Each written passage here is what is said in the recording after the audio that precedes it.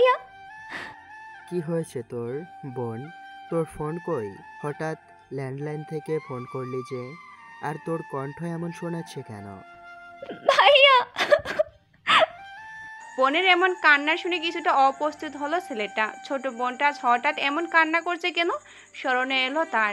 তাই ব্যস্ত ভঙ্গিতে শুধালো, এভাবে কান্না করছিস কেন? কি হয়েছে তোর? বল আমাকে। ভাইয়া, আমি বাঁচতে পারবো না, মরে যাব। আমি থাকতে পারবো না ওকে ছাড়া ভাইয়া, মরে যাব। Trust me. তীব্র ইয়ানার এমন কথার মানে কি হতে পারে এবার বুঝলো, তাই শান্ত ভঙ্গিতেই বলল, বাসায় কি হয়েছে আমি জানি না, তবে তুই শান্ত হ। ভাইয়া, তুমি কি বলছো? আমি শান্ত হব? ভাইয়া, তুমি জানো আব্বু চাচু মিলে আমার বিয়ে ঠিক করেছে। তোমরা সবাই মিলে আমাকে জোর করে বিয়ে দিতে চাচ্ছে। ভাইয়া, দরকার হলে মরে যাব, তাও আমি শাওনকে ছাড়া অন্য কাউকে বিয়ে করব না। তুই আগে কান্না থামা, আর বাসায় কি হয়েছে সম্পূর্ণ ঘটনা আমাকে বল। ইয়ানা একবার আশেপাশে তাকিয়ে কান্না থামানোর চেষ্টা করে সম্পূর্ণ ঘটনা তীব্রকে বলতে আরম্ভ করলো। ভাইয়া, আমি 4 দিন আগে শাওনের সাথে দেখা করার জন্য বের হচ্ছিলাম। তখন আব্বু হঠাৎ করে আমার পথ আটকায় আর হুঁশিয়ারি দেয় যেন আমি এখান পর্যন্তই থেমে যাই, এর বেশি না যাই। আর সেদিন রাতে চাচ্চুর যে ফয়সাল রহমান নামে বন্ধু ছিল, তার ছেলেকে নিয়ে আমাদের বাসায় আসে। প্রথমে আমি ব্যাপারটা বুঝতে না পারলেও পরে ঠিকই বুঝে গিয়েছি এরা আমাকে দেখতে এসেছে আর পাকা কথা বলতে এসেছে। একদিনের মধ্যেই হঠাৎ এমন ঘটনা, আমি মোটেও প্রস্তুত ছিলাম না, তাই তখন কিছু বলতে পারিনি। তারা আমার বিয়ের দিন তারিখ ঠিক করে, তারপর বাসায় ফিরেছে। জানো ভাইয়া, আশ্চর্যের বিষয় হলো, যে আব্বু সব সময় আমার চাওয়াটাকেই গুরুত্ব দিয়েছে, সেই আব্বু সেদিন একটা বারের জন্য জিজ্ঞেস করেনি আমি এই বিয়েতে রাজি কিনা। এবং এবং কি, আমি যখন আব্বুকে বোঝাতে তার রুমে যাই, তখন আব্বু প্রথমবারের মতো আমাকে থাপ্পড় মেরেছে। সাথে 2 দিন আগে আমার ফোনটা নিয়ে গেছে যেন আমি শাওন বা কারোর সাথে যোগাযোগ করতে না পারি। এমনকি আদিত্য ভাইয়ের থেকে যে ফোনটা নিতে পারিনি এবং তার থেকে কোনো সাহায্যও পাইনি। তাই এই 2 দিন তোমাকে জানাতে পারিনি। আজকে আব্বু আর চাচ্চু একসাথে বের হয়েছে, তাই এই সুযোগে হেডলাইন থেকে ফোন করে তোমাকে জানালাম। ভাইয়া, তুমি আমাকে এই বিপদ থেকে সাহায্য করতে পারো। তীব্র তখন ইয়ানার কথা মনোযোগ সহকারে শুনছিল। সব কথা শুনে তীব্র বাঁকা হেসে ইয়ানাকে বলল, তুই এভাবে ভেঙে পড়ছিস কেন বোন? যা হচ্ছে হতে দে। ভাইয়া, তুমি এগুলো কি বলছো? এইসব মেনে নেব? ভাইয়া, তুমি অন্তত জানো আমি শাওনকে কতটা পরিমাণ ভালোবাসি। আর ভালোবাসার মানুষকে না পেলে জীবনটা ছন্নছাড়া হয়ে যায়। এটা তো তুমি তোমার নিজের জীবন থেকেও বুঝেছো। তাহলে এমন কথা কেন বলছো? তীব্রর এবার বাঁকা হাসিটা যেন আরো চওড়া হলো। মুখে অমন রহস্যজনক হাসি রেখেই বলল, ভাইয়াকে ভরসা করিস? ভাইয়া, তোমাকে শুধু ভরসা না, আমি প্রাণ মনে প্রাণে তোমার ওপর বিশ্বাস স্থাপন করি। তুমি সব কিছু ঠিক করে দিতে পারবে। যদি আমার উপর বিশ্বাস থাকে তাহলে যা হচ্ছে হতে দে। আর আব্বু চাচু যখন যা বলছে সেটাই করো। তাদের সাথে তাল মিলিয়ে যা, এমনভাবে চলবি যাতে তারা তোকে সন্দেহ না করে। আর আমার সাথে তোর কন্ট্যাক্ট হয়েছে এটা যেন খোনাক্ষরেও টের না পায়। আমি তোকে কথা দিচ্ছি, তুই সময় মতো শাওনকে পেয়ে যাবি, আর সেটা সবার সহমত নিয়েই। তবে এর জন্য তোকে এখন আব্বু আর চাচুর সাথে তাল মিলিয়ে চলতে হবে। ইয়ানা মেয়েটা খুবই বুদ্ধিমতী, তাই আর কিছু বলল না। কারণ তার তীব্র ভাইয়া সবসময় খুবই বিচক্ষণ, যা করে সব পরিকল্পনা মাফিক ছাড়া করে না। আর এখন ভাইয়া হয়তো কিছু ভেবে রেখেছে, তাহা নয়তো এমন একটা পরিস্থিতির শান্ত থাকতো না।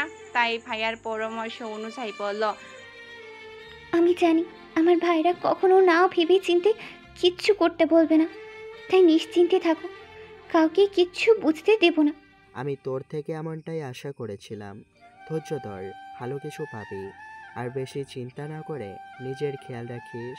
ইয়ানা ভাইয়ের উপর পূর্ণ আস্থা রেখেই ফোনটা কেটে দিল। লন্ডনে আসার পর থেকে জাদা ঘরবন্দি ছিল, কোথাও ঘুরতে বের হয়নি। তীব্রকে কখনো ঘুরতে নিয়ে যাওয়ার কথাও বলেনি, তাই ও আগ বাড়িয়ে কিছু বলেনি। অবশ্য দিবা আফিম প্রায় ঘুরতে বের হয়, তখন দাদাকে বারবার ওদের সাথে যেতে বলে, কিন্তু সে তীব্রকে ছাড়া একলা যাবে না।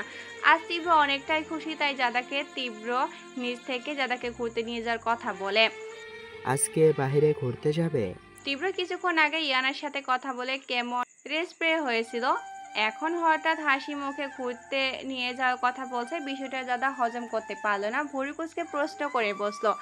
ইয়ানা আপু আপনার সাথে কি বলছে? আর আপনি তো এতদিনেও আমাকে একদিন ঘুরতে নিয়ে যাননি, আজ হঠাৎ ঘুরতে যাওয়ার কথা বলছেন যে? লিটল ফেয়ারি, জানো আজকের পর থেকে যা যা হবে আমাদের জন্য সব ভালো হবে। খুব শীঘ্রই সব ঠিক হয়ে যাবে, দুটো ফ্যামিলি এক হয়ে যাবে। আর জানো এই লন্ডন শহরে খুব বিখ্যাত একটা জায়গা আছে যার নাম ডর্না ফিস্টবর্নিট, যেখানে যাওয়ার জন্য দূর দূরান্তের মানুষ ছুটে আসে এক পলক দেখার জন্য। কিন্তু আফসোস, অনেক মানুষই টাকার অভাবে আসতে পারে না। দূর দেশের মানুষের কথা বাদই দিলাম, এই লন্ডন শহরে থাকা অনেক মানুষেরাই নিজেদের দেশে এমন একটা জায়গায় থাকা সত্ত্বেও আসতে পারে না। আমি যখন প্রথম এখানে এসেছিলাম তখন জায়গাটায় এত নামডাক ছিল না, তারপর আস্তে আস্তে জায়গাটা জনপ্রিয়তা অর্জন করে। তবে ওই জায়গাটা দেখার তেমন ইচ্ছা কখনো জাগেনি। আজ তোমাকে নিয়ে ওই জায়গায় যেতে খুব ইচ্ছে করছে। তাড়াতাড়ি রেডি হও, আজকে আমরা অনেক ঘুরবো। এইটুকু বলে জাদার দিক থেকে চোখ ঘুরিয়ে আনমনে বলল, I am very very sorry my little fairy, আমি এতদিন তোমাকে কোথাও ঘুরতে নিয়ে যেতে পারিনি। হয়তো তোমার ভিতরে অনেক অভিমান জমে আছে, কিন্তু বিশ্বাস করো একদিন এই অভিমান থাকবে না, আমি থাকতে দেব না। আমি চাইলেও এতদিন তোমাকে নিয়ে বের হতে পারতাম, সব কিছু পরিকল্পনা মাফিক করতে অনেক সময় আমার লস হয়েছে, কিন্তু এখন যা হবে সবই ভালো হবে। তোমার কোনো ইচ্ছা অপূর্ণ রাখবো না আমি, ইনশাল্লাহ। জাদা তীব্রকে চুপ থাকতে দেখে আর কথা না বাড়িয়ে কভার থেকে এক সেট জামা বের করে রেডি হয়ে এসেছে। সময় গড়িয়ে মাঝখানে দুটো দিন পার হয়ে গেছে, আর সকাল থেকে তীব্র আফিম দুজনেই খুবই ব্যস্ত।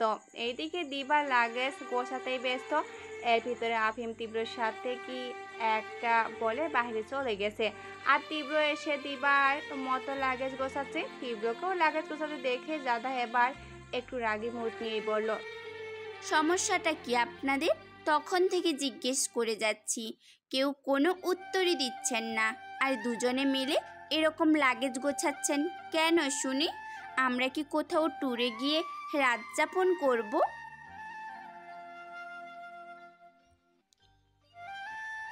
আরে বাবা, কথা বলছেন না কেন? ঠিক আছে, আপনাদের কাউকে কিচ্ছু বলতে হবে না, আপনারা আপনাদের মতো থাকুন, আমি গেলাম। তীব্র জাদার দিকে আর চোখে তাকিয়ে বলল, হ্যাঁ যাবে তো, এত তাড়া কিসের? আমরাও গোছগাছ করে একেবারে রেডি হই, তারপর একসাথেই না হয় যাব। আমি এখান থেকে যাওয়ার কথা বলেছি আপনাদের সাথে না, আর আপনারা যেথায় যান আমি আপনাদের সাথে যাব না। লিটল ফেয়ারি, এত রেগে গেলে চলে, তোমার জন্য সারপ্রাইজ আছে। যাদের সারপ্রাইজের কথা শুনে রাগ উধাও হয়ে গেছে, তাই খুব আগ্রহ নিয়ে জিজ্ঞাসা করলো, আচ্ছা যান, আমি আপনাদের ওপর রেগে নেই, এবার বলুন কি সারপ্রাইজ দিবেন? কি লোভী মেয়ে রে বাবা, সারপ্রাইজের কথা শুনে রাগ উধাও হয়ে গেছে। তুই চুপ কর, আমি মোটেও লোভী নই। ঠিক আছে, তোদের সারপ্রাইজ আমার লাগবেই না। তীব্র জাদাকে চলে যেতে দেখে দৌড়ে এসে পিছন থেকে জড়িয়ে ধরে বলল, কোথায় যাচ্ছ? জাদা তীব্রর দিকে তাকিয়ে এমন ভাবে চোখ দিয়ে পরখ করলো যেন চোখ দিয়ে তীব্রকে ভস্য করে দিবে। তীব্র জাদার এমন লোক দেখে মেকি হেসেই বলল, আচ্ছা, এত আর রাগ করতে হবে না, বলছি আমরা কোথায় যাচ্ছি? আমরা বাংলাদেশে যাচ্ছি। কি? বাংলাদেশে যাচ্ছি? সত্যি বলছেন? হুম। জাদা বাংলাদেশে যাওয়ার কথা শুনে প্রথমে খুশি হলেও পরে কপট রাগ দেখিয়ে বলল, আমরা বাংলাদেশে যাচ্ছি আর এই কথাটা আপনি আজ আমাকে যাওয়ার সময় বলছেন? দেখো, যদি আমি সেদিন তোমাকে বলতাম আমরা 2 দিন পর বাংলাদেশে যাচ্ছি, তাহলে তুমি সেদিন থেকে মাতামাতি করা শুরু করে দিতে, কাল দুটো আমার ঝালাপালা করে দিতে। পাগলের মতো আমার প্ল্যানগুলো সাকসেস হতো না। আমি আপনার কান ঝালাপালা করি? আচ্ছা বাদ দিন, আমরা কখন যাব? আমরা কিছুক্ষণের মধ্যেই যাব, তবে এবার তুমি অন্য কোথাও নয়, তোমার শ্বশুর বাড়ি যাবে। চিরচেনা সেই দেশের মাটিতে পা রাখলো ওরা 4জন। সত্যি বলতে মাতৃভূমির টানটাই অন্যরকম। ওরা এয়ারপোর্ট থেকে নেমে দাঁড়ানোর সাথে সাথে কিছু গার্ড এসে ওদের সামনে দাঁড়িয়ে বলল, স্যার, আমরা কি এখন লিটল ফর ড্রাম হাউসে যাব? না, আহমেদ বাড়ি যাব। গার্ডটা তীব্র উত্তর পেয়ে গাড়ি নিয়ে আহমেদ বাড়ির দিকে রওনা হলো। আর আদিপরা ওদের সাথে না গিয়ে ড্রাম হাউসে গেছে। দীর্ঘ 2 ঘন্টা জার্নি করে গাড়ি এসে থামলো আহমেদ বাড়ির সামনে। তীব্রজা গাড়ি থেকে নেমে বাড়িটার সামনে দাঁড়ালো। জাদা বাড়িটা দেখে তীব্রর দিকে তাকিয়ে বলল, এইটা কার বাড়ি? এটা তোমার শ্বশুর বাড়ি। এটা আপনার বাবার বাড়ি? ভিতরে চলো। কিন্তু আপনার বাবা? জাদার সম্পূর্ণ কথা শেষ করতে না দিয়ে তীব্র বলল, বাবার বিষয়টা আমি বুঝে নেব, তুমি চলো। আব্বু, আব্বু। আজাদ আহমেদের রুমে বসে স্ত্রী পুত্র একটা ছবি ফ্রেম দেখছিলেন। হঠাৎ 5 বছর পর চিরচেনা সেই কণ্ঠ শুনে কিছুটা আশ্চর্য হলেন। সে কি ঠিক শুনছে নাকি ভুল শুনেছে? তাই দ্রুত তার সাথে হাতের ফ্রেমটা টেবিলে রেখে কিছুটা ছুটে গিয়ে রুমের বাইরে এলেন। দীর্ঘ 5টা বছর পর তার একমাত্র কলিজার টুকরা সন্তানকে দেখে চোখের কোণে অশ্রু জমা হলো। কিছুক্ষণ তাকিয়ে চোখ দুটো ঘষে আবারও তাকালো। সে ভুল দেখছে না তো? না, চোখ ঘষার পরও তো ঠিকই একইভাবে দাঁড়িয়ে আছে। মুখে হাসি ফুটে উঠলো তার। তাহলে কি তার সন্তান তার কাছে ফিরে এসেছে? ছুটে এসে তীব্রকে টেনে পুরো মুখমণ্ডল চুম্বতে ভরিয়ে দিয়ে জড়িয়ে ধরে বুকে নিল। বাদ ভাঙা কণ্ঠ তুলেই বলল, কতটা বছর পর এইভাবে বুকে জড়িয়ে নিলাম তোকে। কিভাবে পারলি এই অভাগা বাপটার থেকে এত বছর ধরে দূরে থাকতে? কত চেষ্টা করলাম তোকে দেশে ফিরিয়ে আনার, কিন্তু তুই তো সেই তুই। হঠাৎ তীব্রকে নিজের থেকে সারাতে দেখে কিছুটা আশ্চর্য হলেন আজাদ আহমেদ। তীব্র নিজের থেকে আজাদ আহমেদকে সরিয়ে বলল, আমি এখানে এমনি এমনি আসিনি। আজাদ আহমেদ শুনছেন কি না কে জানেন, তার নজর তীব্রের পিছনে থাকা রমণীর উপর। পরনের ডার্ক খয়েরি রঙের কাজ করা 3 পিস, নাকে বিবাহিত নারীদের মতো নাকফুল, হাতে মোটা মোটা 2টি রুলি, গলায় চেনের সাথে ছোট্ট একটা লকেট, মাথায় ওড়না দিয়ে ঘুমটা দেওয়া, একদম গড়ের নতুন বউয়ের মতো দেখে আজাদ আহমেদের মুখ থেকে স্পষ্টভাবে বেরিয়ে আসলো, মাশাল্লাহ। তবে আজ আহমেদের বলা কথাটা কেউ শুনুক বা না শুনুক, তীব্র ঠিকই শুনেছে। শুনে মুচকি হাসি দিয়ে বাবার মনোযোগ পাওয়ার উদ্দেশ্যেই বলল, আব্বু, আমি যে কারণে এখানে এসেছি যদি শুনতেন। আজাদ আহমেদ একবার তীব্রর দিকে তাকিয়ে আবারও তীব্রের পিছনে থাকা রমণীর দিকে তাকালো। আজাদ আহমেদের কাছে তীব্রের পিছনে থাকা রমণীকে কেমন চেনা চেনা মনে হচ্ছে। কোথাও একটা দেখেছে, কিন্তু মনে করতে পারছে না। তাই মস্তিষ্কে একটু চাপ প্রয়োগ করার ভাবার চেষ্টা করলো। মস্তিষ্কে একটু চাপ পড়তেই আজাদ আহমেদের স্মরণে এলো রমণীটিকে। তাই কিঞ্চিত রাগ নিয়ে তীব্রর দিকে তাকিয়ে বলল, এই মেয়েটা এখানে কি করছে? আমি তো আপনাকে অনেকক্ষণ যাবৎ সেটাই বলার চেষ্টা করছিলাম, কিন্তু আপনি তো আমার কোনো কথাই মনে হয় খেয়াল করেননি। বর্ষার কক্ষ থেকে আজাদ আহমেদের কণ্ঠ শুনে শরীফুল আহমেদ, শরীফা বেগম, শারমিন বেগমের সাথে ইয়ানা বর্ষার কক্ষে এসে উপস্থিত হলো। তীব্রকে দেখে শরীফুল আহমেদ বলল, তীব্র, তুমি? হ্যাঁ, আমি এখানে এসেছিলাম আপনাদের সাথে কিছু কথা বলার জন্য, বাট আমার মনে হচ্ছে আপনারা আমার কথা শুনতে ইচ্ছুক নন। তবে ঠিক আছে, যদি আপনারা শুনতে না চান আমি চলে যাচ্ছি এই মুহূর্তে। আজাদ আহমেদ তীব্রকে চলে যেতে দেখে দ্রুততার সাথে তীব্রের সামনে এসে দাঁড়িয়ে বলল, আমি কি একবারে বলেছি তোমার কথা আমি শুনবো না? তাহলে তুমি কেন চলে যাচ্ছ বাবা? এখনো তোমার রাগটা ঠিক ওই আগের মতোই, এক চুলো বদলানো না? আমি শুধু বলতে নয়, দুটো শর্ত নিয়ে এসেছি, যদি রাজি থাকেন মানতে তাহলে বলবো। আপনি ভুলে যাচ্ছেন চাচ্চু, তীব্র এই বাড়িতে কখনো আসছে না, তবে আজ এসেছি দুটো শর্ত নিয়ে। তার ভিতরে একটা আপনার ভাইয়ের। তবে আমি এটাও বলেছি, আপনারা শুনতে না চাইলে আমি এক্ষুনি চলে যাচ্ছি। চলো ছোট পরি। বাবা, তুই এত রেগে যাচ্ছিস কেন? তুই আগে শান্ত হয়ে বস। তোর সব শর্ত, তোর সব কথা আমি শুনবো। কি বলছিস আদনান? যে ছেলেটা আমাদের ছেড়ে কতটা দূরে চলে গেছে, এতটা বছর তোকে কষ্ট দিয়েছে, সে ছেলেটার সব সত্য তুই মেনে নিবি? তুমি চুপ করো ভাই।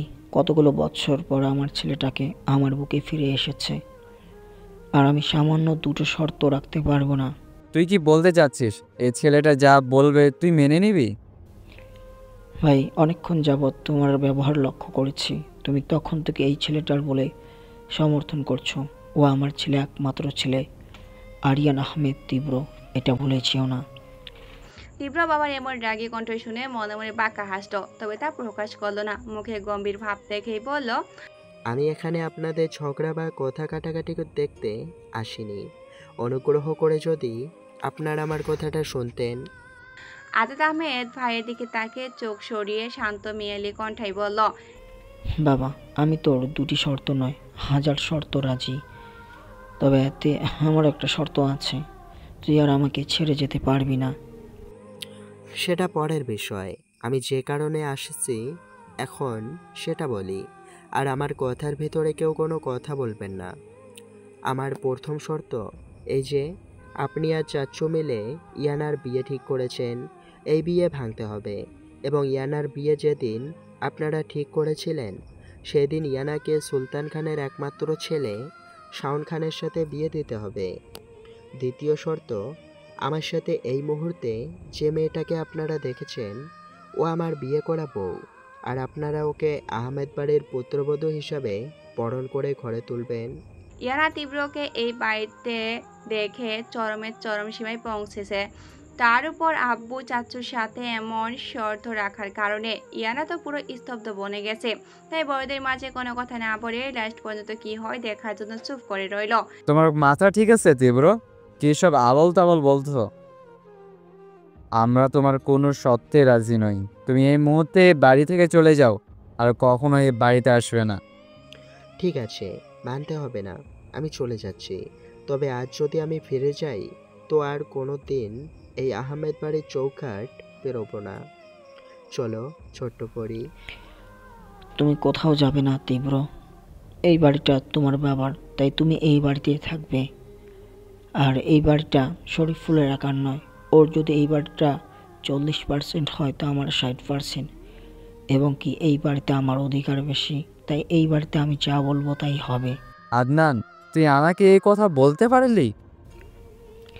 তুই যদি আমার একমাত্র কলিজার টুকরা ছেলেকে বাড়ি ছেড়ে চলে যেতে বলতে পারিস, তাহলে আমিও তোকে বলতে পারলাম। এইটুকু বলে কিছুক্ষণ চুপ থেকে আবারও বলল, শোন, তুই কি করে বুঝবি সন্তানের অবহেলা, সন্তান দূরে থাকার বেদনা? তোর সন্তানেরা তো তোর কাছেই থাকে। আদিত্য দূরে থাকলেও তো তোর সাথে কথা বলে। আরিয়ানা, সে তো তোর কাছেই থাকে। আর আমার তীব্র, সে এতটা বছর আমার সাথে একটু কলে পর্যন্ত কথা বলেনি। জানিস, সে আব্বু ডাক্তার শোনার জন্য কতটা ব্যাকুল হয়ে থাকতাম। আজ এতটা বছর পর সে আব্বু ডাক্তার শুনতে পেয়েছে। তাহলে তুই কি করে ভাবতে পারিস আমি আমার কলিজার টুকরোকে এই বাড়ি থেকে যেতে দেব? আমার প্রাণ থাকতে আমার কলিজার টুকরোর গায়ে আর একটা আঁচও লাগতে দেব না। হ্যাঁ, মানলাম আমি তীব্রকে বাড়ি ছেড়ে যেতে বলে ভুল করেছি। তাই বলে ওর এসব উদ্ভট সত্য মেনে নিতে হবে? হ্যাঁ, ওর দুটো কেন, 1000টা শর্তে মেনে নিতেও আমি রাজি। তাই বলে তুই এই শত্রুর মেয়েকে মেনে নিবি? শত্রুর মেয়েকে মেনে নিলে যদি আমার সন্তান আমার বুকে ফিরে আসে, তাহলে আমি শুধু শত্রুর মেয়েকে না, শত্রুকেও মানতে রাজি। ঠিক আছে, তুই যখন শত্রুর মেয়েকে ঘরে আনতে চাস, বরণ কর, তাহলে আন। কিন্তু আমি তীব্রর প্রথম সত্য মানব না। আমার মেয়েকে আমি যার সাথে ইচ্ছে বিয়ে দেব। আমিও দেখি আমাকে কে আটকায়। ভাই, তুই ভুলে যাস না, ইয়ানা তোর একার মেয়ে নয়, ও আমার মেয়ে হয়। আর এই বাড়িতে আমি যা বলবো সেটাই শেষ কথা হবে। তীব্র যে শর্ত দিয়েছে সব শর্ত মান হবে, আর তোর মেয়েকে সুলতান খানের ছেলের সাথে বিয়ে দেব। দেখি তুই কিভাবে আটকাস। শরীফুল আহমেদ আর কোনো কথা বাড়ালো না, কারণ সে জানে তার ভাই যেমন তার ভাইপুতো তেমন। তাই রেগে মেগে উঠে চলে যেতে যেতেই বললেন, তোর যা ইচ্ছে তাই কর, তবে আমার মেয়ের কোনো ক্ষতি হলে আমি তোকে ছাড়বো না বলে চলে এলাম। তীব্র এতক্ষণ চুপচাপ বাপ চাচার কাণ্ড কারখানা করে পর্যবেক্ষণ করছিল। বাপ চাচার কথার ভিতরে কোনো কথাই বলেনি। চাচাকে রেগে মেগে চলে যেতে দেখে বাঁকা হেসেই বলল, আব্বু, তাহলে আপনি আমার শর্তে রাজি? এবার তাহলে উঠি। উঠি মানে? আমি তো তোমার শর্তে রাজি হয়েছে। তাহলে আজাদ আহমেদকে আর কিছু বলতে না দিয়ে তীব্র বলল, দেখুন আব্বু, আমার বউ বিনা বরণেই এই বাড়িতে প্রবেশ করেছে, তাই আমি চাই না আমার বউ এই বাড়িতে বিনা বরণে থাকুক। আমি চাই আপনি হাসি মুখে আমার বউকে বরণ করে এই বাড়িতে তুলুন, তারপর আমিও এই বাড়িতে থাকব, তার আগে নয়। আসসালামু আলাইকুম আব্বু, ভালো থাকবেন। বলে তীব্র জাদাকে নিয়ে বাড়ি থেকে বের হয়ে আসে। ইয়ানা যেন বাগরুদ্ধ হয়ে গেছে। তীব্র ভাই যে ওকে এইভাবে চমকে দিয়ে ওর ভালোবাসা পূর্ণতায় পৌঁছে দেবে তা কল্পনাও করেনি। তাই কাউকে কিছু বুঝতে না দিয়ে দৌড়ে নিজের রুমে চলে গেল। আপনি কিভাবে অসম্ভবকে সম্ভব করলেন? আমি তো কখনো কল্পনাও করিনি আপনার আব্বু আমাকে মেনে নিবে। তীব্র বাঁকা হেসেই বলল, সামনে আরও কি হয় সেটা দেখো মাই লিটিল ফেয়ারি। বুঝলাম, সেটা পরের বিষয়, কিন্তু এখন আমরা আপনার বাসায় থাকলাম না, তাহলে কি আপনি আমাদের বাসায় যাবেন? লিটিল ফেয়ারি, তুমি এত তাড়াতাড়ি ভুলে গেলে? আমাদের কারো বাড়িতে থাকতে হবে না, আমরা আমাদের নিজেদের বাড়িতেই থাকবো। নিজের বাড়ি আবার পেলেন কোথায়? লিটিল ফেয়ারি, মনে নেই তোমাকে যখন আমি প্রথমবার জোর করে নিয়ে একটা বাড়িতে নিয়ে গিয়েছিলাম, আর তখন আমি তোমাকে বলেছিলাম এটা আমাদের বাড়ি। হয়তো তুমি তখন খেয়াল করোনি, তাই তোমার মনে নেই। ও হ্যাঁ হ্যাঁ, মনে পড়েছে, ওই বাড়িটা আপনার? No little fairy, only just at my little fairy dream house. আমার? হুম। ভালো, এখন চলুন। কি বলছো তুমি এসব? ফারিনা, এসব কথা তুমি আমাকে আগে জানাওনি কেন? আপনাকে তো আমি অনেক বুঝিয়েছি, আপনি বুঝতে চাননি, এবং কি আমার সম্পূর্ণ কথা আপনি শুনেননি। আমি মানছি ইয়ানা একটা সভ্য শান্ত ভালো মনের মেয়ে, কিন্তু ওর ফ্যামিলি, তাছাড়া কেউ জানুক বা না জানুক, ওর তীব্র ইচ্ছায় একটা মাফিয়া। তুমি কি ভুলে গিয়েছো? ছি, না ভুলিনি, আর এটাও ভুলিনি তার ফ্যামিলির সাথে আমাদের শত্রুতা। তবে আপনাকে কেন বারবার বোঝাতে আসি জানেন? আজ থেকে 5 বছর আগে যখন তীব্র আমাদের মেয়েকে নিয়ে গিয়েছিল, তখন ওর আগ থেকেই কিন্তু ওই ফ্যামিলির সাথে আমাদের শত্রুতা। তখন কিন্তু তীব্র চাইলেই আমাদের মেয়েকে মেরে ফেলতে পারত, আর আমাদের মেয়ের বয়সী বা কত ছিল, 12। যদি ওকে মেরে ফেলতো তাহলে আমাদের মেয়েটা চাইলেও কিছু করতে পারতো না। কিন্তু কেন করেনি জানেন? তীব্র সত্যিকারের আমাদের মেয়েকে ভালোবাসে। কিন্তু আমরা সেদিন কি করেছিলাম? তীব্রর নামে রেপ কেস দিয়েছিলাম। তবুও তীব্র সেদিন নিশ্চুপ ছিল, তবে তার নীরবতা আমাদের মনে ভয় ছিল। তাছাড়া আফিম সেদিন বলেছিল তীব্র ফিরে আসবে এবং এর বদলা নেবে, আর সেইটুকু শুনেই আপনি আর শাওন দুজনই তীব্রকে মাত্রাহীন সন্দেহ করতে শুরু করেন। তার মধ্যে একদিন আবার তীব্রের বাবা দাদাকে মারার চেষ্টা করেছিল। ব্যাস, এখান থেকে আরও ভয় কাজ করতে শুরু করলো আমাদের মনে। তাই আমরাও আমাদের মেয়েটার প্রতি অতিরিক্ত শাসন এবং ঘরের ভিতরে যতটা পেরেছি রেখেছি। দেখতে দেখতে কেটে যাচ্ছে দিন। ইয়ানার সাথে শাওনের পরিচয় হয়, তাদের মধ্যে একটা সম্পর্ক তৈরি হয়। ইয়ানা আমাদের বাড়ি প্রায় আসা যাওয়া করতো। আমাদেরও ইয়ানা মেয়েটার প্রতি ভালোবাসা জন্মায়। দিনের পর দিন শেষ হয়, বছর পার হয়ে যাচ্ছে, কিন্তু একটা জিনিস লক্ষ্য করেছেন, আমরা কিন্তু একটা বারের জন্য বুঝতে পারলাম না ইয়ানা শরীফুল আহমেদের মেয়ে। তবে এত কিছু পরেও আমরা কিন্তু জাদাকে তীব্রের কাছ থেকে দূরে সরাতে পারিনি। সে কিন্তু সেদিন কথাটা রেখেছে। সে তার ভালোবাসার মানুষকে নিজের কাছে নিয়ে গেছে, আমরা কিছুই করতে পারিনি। দেখুন, তীব্র যদি আমাদের খারাপ চাইতো বা আমাদের মেয়েটার খারাপ চাইতো তাহলে কিন্তু অনেক আগেই সেটা পারতো। তাছাড়া তীব্র একটা মাফিয়া, তার ক্ষমতার শেষ নেই। সে চাইলেই আমাদের ফ্যামিলিকে পুরো মিশিয়ে দিতে পারে, কিন্তু সেটা করেনি। বরং সে আমাদের মেয়েকে বিয়ে করেছে। সে যে সত্যিকারের ভালোবাসে সেটা প্রমাণ করে দিয়েছে। কিন্তু আপনাকে এই বিষয়টা এত বোঝাচ্ছি, আপনি বুঝতেই চাইছেন না। ফারিনার কথা বলার ভেতরে সায়ন রুমে প্রবেশ করে বলল।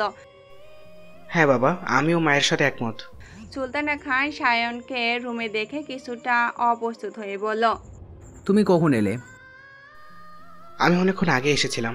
আম্মু যখন তোমার সাথে কথা বলার জন্য রুমে এসেছিল তার কিছুক্ষণ পর আমিও আসি, কিন্তু তোমাদের কথা বলার মধ্যে রুমে ঢুকেইনি। কিন্তু তীব্র ভাই সম্পর্কে আমি সব জানি। সে একজন মাফিয়া, সেটাও আমিও জানি। সব জেনেও যেখানে আমরা সবাই তীব্র ভাইকে মেনে নিয়েছি, তাকে ভরসা করছি, এবং কি বনুও ভাইকে মেনে নিয়েছে, সেখানে তুমি তীব্র ভাইকে বিশ্বাস করতে পারছো না? তোমার এত অমত কিসের? তুমি এত কিছু কী করে জানলে তীব্র সম্পর্কে? তোমরা তাহলে কি জাদা মামুনিকেও সব বলে দিয়েছো? না, বনু যে পরিমাণ ভাইয়াকে ভয় পায় আর যে ভীত, যদি শোনে তীব্র ভাইয়া একজন মাফিয়া তাহলে নিশ্চয়ই ওর কিছু হয়ে যাবে। তাই আমরা বনুকে এই সম্পর্কে কিছু বলিনি। তবে তীব্র ভাইয়া তার ভালোবাসা দিয়ে তার ভালোবাসা মানুষের থেকে ভালোবাসা জয় করে নিয়েছে। সুলতান খান এতক্ষণ স্ত্রী সন্তানের কথা মনোযোগ সহকারে শুনছিলেন আর মনে মনে চিন্তা করছিলেন। সত্যি তো, আমি তো এমনভাবে চিন্তা করিনি। আমি সেদিনও একটা ভুল পদক্ষেপে নিয়েছিলাম। আজ হয়তো সেই ভুল পদক্ষেপই স্থায়ী রয়ে যাচ্ছে। কিন্তু এভাবে তো চলবে না। তাছাড়া এখন শত হোক তীব্র আমার মেয়ের জামাই। শাওন ফারিনা ও মেনে নিয়েছে। সব থেকে বড় কথা, যাকে নিয়ে ভয়টা পাচ্ছিলাম সে তো মেনে নিয়েছে।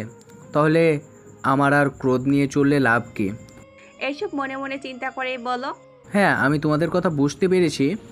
আর আমার ইয়ানা মামুনিকে পুত্রবধূ হিসাবে মেনে নিতে অসুবিধা নেই। কালকে ওদের বাসায় আমাদের যাওয়ার কথা। কালকে যাব আমি ওদের বাসায়। সত্যি বলছেন? হ্যাঁ, তবে আমার একটা শর্ত আছে। আপনার আবার কিসের শর্ত? আমার মেয়ে জামাইকে আজকে রাতে আমার বাসায় আনতে হবে। মনে মনে মুচকি এসে, ঠিক আছে, তোমার শর্তে আমরা রাজি। এই শোনো না, প্রতিদিন ভালোবাসার নতুন নতুন গল্প পেতে ও শুনতে চাইলে আমাদের আলোর ডায়েরি চ্যানেলটি সাবস্ক্রাইব করে পাশে থাকা বেল আইকনটি বাজিয়ে দিও, কেমন?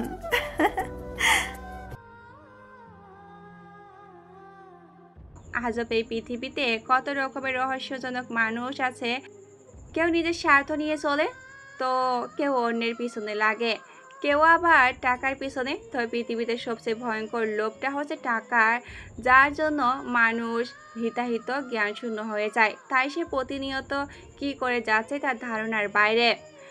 তীব্র সারাদিন নিজস্ব কিছু কাজেই ব্যস্ত ছিলেন। তাছাড়া কালকে ইয়ানাকে দেখতে আসবে, যতই চেনা জানা থাকুক না কেন। বিয়ের ব্যাপারটা একটু কেমনই যেন। প্রথম থেকে নিয়ম অনুসারী সব রিচুয়াল করতেই হয়। তাই সারাদিন ব্যস্ততার মাঝে দিন কাটে তীব্রর।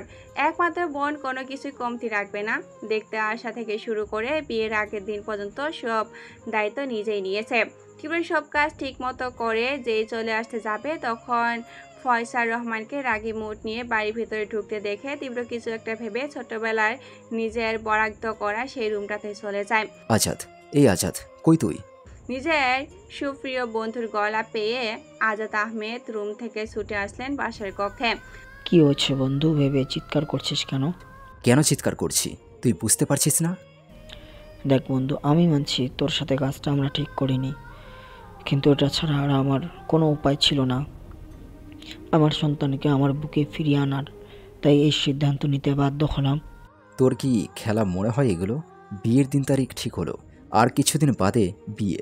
সেই সময় তুই ফোন দিয়ে বললি এই বিয়ে হবে না। জানিস এতে আমার কতটা মান সম্মান নষ্ট হবে? আমি তো এতে মান সম্মান নষ্ট আর কিছু দেখছি না ফয়সাল। তাছাড়া বিয়ের দিন তারিখ ঠিকই হয়েছিল, ঠিকই, তবে সেটা ইয়ানার মতো বাহিরে আমরা জোর করে দিচ্ছিলাম। তাই আমরা জেনে শুনে এত বড় একটা ভুল সিদ্ধান্ত নিতে পারি না, তাই না?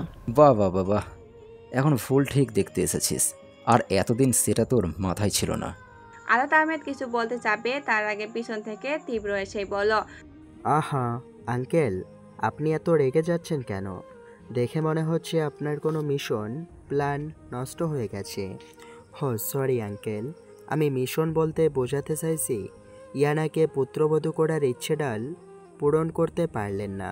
ফয়সাল রহমান তীব্রকে দেখে কিছুটা অপ্রস্তুত হয়ে পড়ল। সাথে তীব্রর এমন খাপছাড়ার কথা শুনে কিছুটা ভড়কে গেলেন, তাই মিনমিন করে বলল, তুমি এই বাড়িতে? কেন, আমি কি আমার বাড়িতে আসতে পারি না? তাছাড়া আমার বোনের প্রিয় মানুষটার সাথে বিয়ে হচ্ছে, আমাকে তো সব নিজের হাতে করতে হবে, তাই না? মুখের সাথে ঠোঁট একটু বাঁকা করে ফয়সাল রহমানের দিকে এগোতে এগোতে ফয়সাল রহমান তীব্রর দিকে তাকিয়ে দাঁত কিরমির করেই বলল, অবশ্যই, তোমার বাড়ি তুমি যখন খুশি আসতে পারো। তাছাড়া তোমার বোনের যেহেতু প্রিয় মানুষটির সাথে বিয়ে হচ্ছে, তাহলে তো এখানে আমার কিছু বলার নেই। আমি আসছি তাহলে। হো আঙ্কেল, একটু আগেই তো রেগে রেগে কথা বলছিলেন, হঠাৎ এখন হাসি মুখে সব কিছু মেনে নিলেন। আমি রাগ করে কি করব? যেখানে ছেলে মেয়ে নিজেদের পছন্দে বিয়ে করছে, সেখানে আমি আর রাগ করে কি করব?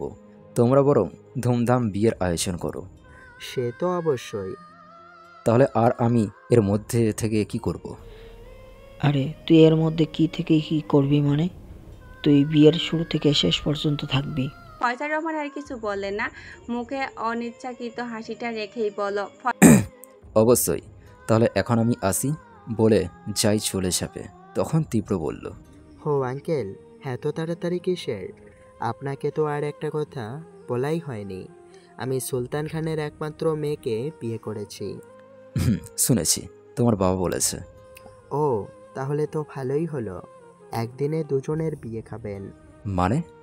মানে সেরকম কিছু না, ওই আপনি যেদিন বিয়ের দিন তারিখ ঠিক করেছিলেন সেই অনুযায়ী তো আপনার ছেলের সাথে বিয়ে হলো না, তবে সেই দিন ইয়ানার সুলতানা খানের ছেলের সাথে বিয়ে, আর আমিও তার মেয়েকেই বিয়ে করেছি। তাই ভাবছি ওই দিন আমাদের বাড়ি থেকে ওরা বউ নেবে, আর ওদের ঘর থেকে বউ আনবো আমরা আমাদের ঘরে। বিষয়টা দারুণ, তাই না? ফয়সাল রহমান রাগের কারণে শরীর কাঁপছে, তাও হাসি মুখে ফুটিয়ে বলল, বাহ, এটা তো খুব দারুণ বুদ্ধি। আপনি খুশি হয়েছেন? আচ্ছা, এখন আমি আসছি। বলে কাউকে আর কিছু বলতে না দিয়ে হর্ন হর্ন করে চলে আসে। তীব্র ও ফয়সাল রহমানকে চলে যেতে দেখে আর কিছু না বলে ওখান থেকে ওদের বরাদ্দ করা রুমতে চলে আসে। কখন থেকে আপনাকে ফোন দিয়েছি, আপনি একটা বাড়ির জন্য ফোন ধরেননি। আপনি বলেছিলেন সন্ধ্যার ভেতরে চলে আসবেন, আর এখন 8টা বাজে। এখন আপনার আসার সময় হলো। আচ্ছা বাবা, সরি। না, আমার সরি লাগবে না, আপনার সরি আপনি নিন। আজব, সরি সরি বলে আবার নেওয়া যায় নাকি? জানি না, কিন্তু আপনার সাথে আর কথাই বলবো না। আচ্ছা যাও, এরকম আর হবে না, কিন্তু তোমার জন্য একটা সারপ্রাইজ আছে। হ্যাঁ, এখন আমি আপনার বুদ্ধি ভালোই বুঝি। কি বলতে চাচ্ছ তুমি? যে সময় রাগ করি সারপ্রাইজ আছে বলে রাগ ভাঙিয়ে দেন, কিন্তু এবার আর রাগ ভাঙছে না। আচ্ছা বাবা, এই কান ধরলাম, এবার হয়েছে, এবার তো মাফ করে দিতে পারো, তাই না? জাদা এবার তীব্রর দিকে আর চোখে তাকিয়ে বলল, আপনি সব সময় এরকমই করেন। আজ কতদিন পর আমি আম্মু আব্বুর কাছে যাব, তাও আপনি দেরি করলেন। কানে ধরলাম, সরি বললাম, তারপরেও অভিযোগ দেওয়া কমছে না। ঠিক আছে ঠিক আছে, আর কানে ধরতে হবে না। তীব্র চাতার দিকে তাকিয়ে বিড়বিড় করেই বলল, লোকে ঠিকই বলে, পুরুষ মানুষ বাইরে যতই ক্ষমতাশীল হোক না কেন, বউয়ের সামনে ভেজা বিড়াল হয়ে থাকে লাগে, শালা কপালটাই পোড়া। জাদা তীব্রকে বিড়বিড় করতে দেখেই বলল, এই আপনি বিড়বিড় করে কি বলছেন শুনি? হুম কই কিছু না তো। কিন্তু আমি তো স্পষ্ট শুনলাম আপনি কি জানি বিড়বিড় করে বলছিলেন। ও হ্যাঁ, তোমাকে রেডি হওয়ার কথা বলছিলাম। এমনি তো আমি লেট করে বাসায় ফিরেছি, দেরি হয়ে যাচ্ছে। যাও, গিয়ে তাড়াতাড়ি রেডি হয়ে এসো। এমনিতেই দেরি, তার উপর আব্বু আম্মুর কাছে যাবে, তাও জাদা ওর কথা বাড়ল না, সোজা দৌড়ে নিজের রুমে দৌড়ে গেল। জাদাকে এভাবে দৌড়ে যেতে দেখে তীব্র মুচকি হাসে বলল, পাগলি একটা। সব কিছু ঠিকঠাক চাই, ওর যা যা খেতে পছন্দ সব কিছু তৈরি চাই, কোনো কিছুতে জানি কমতি না হয়। একমাত্র মেয়ে জামাই আসবে বলে কথা। হ্যাঁ হ্যাঁ, এতদিন তো মুখ গোমড়া করেছিলেন, এখন মানতে না মানতে আবার প্যারা দিতে শুরু করেছেন। আমি অত সব জানি না, সব কিছু ঠিকঠাক চাই। আমার মেয়ে জামাই যেন বলতে না পারে আমি তার আপ্যায়নে কিছু কমতি রেখেছি। ঠিক আছে ঠিক আছে, আপনাকে এত চিন্তা করতে হবে না, আমি সব ঠিকঠাকভাবে করছি। সুলতান খান স্ত্রীর কথা কিছু বলবে তার আগে শাওন বলল, আব্বু। তোমার আবার কি বলো? মানে আসলে হয়েছে কি আব্বু? ওরকম বানানিতা না করে কি বলবে বলো। আব্বু, তীব্র ভাইরা এখনো পর্যন্ত বের হয়নি, তাই বলছিলাম কি এখন তো মাত্র 8টা বাজে। বের হয়নি তো কি হয়েছে, ওরা দেখতে দেখতে চলে আসবে। আমার পুরো কথাটা তো শোনো। হ্যাঁ, তুমি তো আমার সন্তান, তুমি কি বলতে চাও হাঁক করার আগে বুঝি। আজকে তোমার ঘর থেকে কোথাও বের হওয়া চলবে না, ওকে ফোন করে আসতে নিষেধ করে দাও। কিন্তু আব্বু। আর কোনো কিন্তু ফিন্তু নেই, যা বলছি তাই কর, এখন নিচের রুমে যাও। ব্যস্ত শহর জুড়ে চারিদিকে অন্ধকার তচ্ছন্ন পরিবেশ, তবে এই ছোট্ট ঢাকা শহরে ল্যাম্পপোস্টের আলো দিয়ে সারা দিক আলোকিত। এই মনোরমের পরিবেশে কেউ তার প্রিয় মানুষের সাথে ঘুরে ফিরে বাহিরে স্বচ্ছ বাতাস অনুভব করছে, কেউ বা টাকা রোজগারের জন্য এখনও নির্দিষ্ট কাজ থেকে ছাড়াই পায়নি। জাদা রেডি হয়ে এসে আদিবাদের দিকে মুখ গোমরা করেই বলল, আমি আজ তোদের কতবার বললাম আমাদের সাথে চল, কিন্তু তুই রাজিই হলি না। আমাদের সাথে গেলে কি তোর মহাভারত অশুদ্ধ হয়ে যেত? আরে বাবা, তুই একটু হলেও অভিমান করে বসে থাকতিস। আমরা তো বিকেলে বোটানিক্যাল গার্ডেনে গেলাম, সেখান থেকে কিছু সময় আগে মাত্র ফিরলাম। এখন আর আমার গায়ে এনার্জি নেই, এখন বলছিস তোদের সাথে যেতে? ঠিক আছে, আর বলবো না, যেতে হবে না তোদের। হ্যাঁ, আমার পিচ্ছি বউ যখন বলছে তাহলে চলো। আসলে ভাইয়া, আপনারা রাগ করবেন না, আমি অনেক ক্লান্ত, আজ যেতে পারছি না। তবে আপনারা তো আজকে রাতে আসবেন না, কালকে সকাল সকাল আমরা জাদুর বাসায় চলে যাব। পাক্কা তো?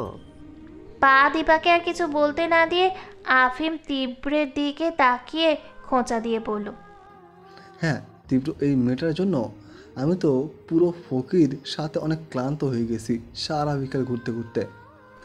কি বললা তুমি? আমার জন্য তুমি ফকির হয়ে গেছো?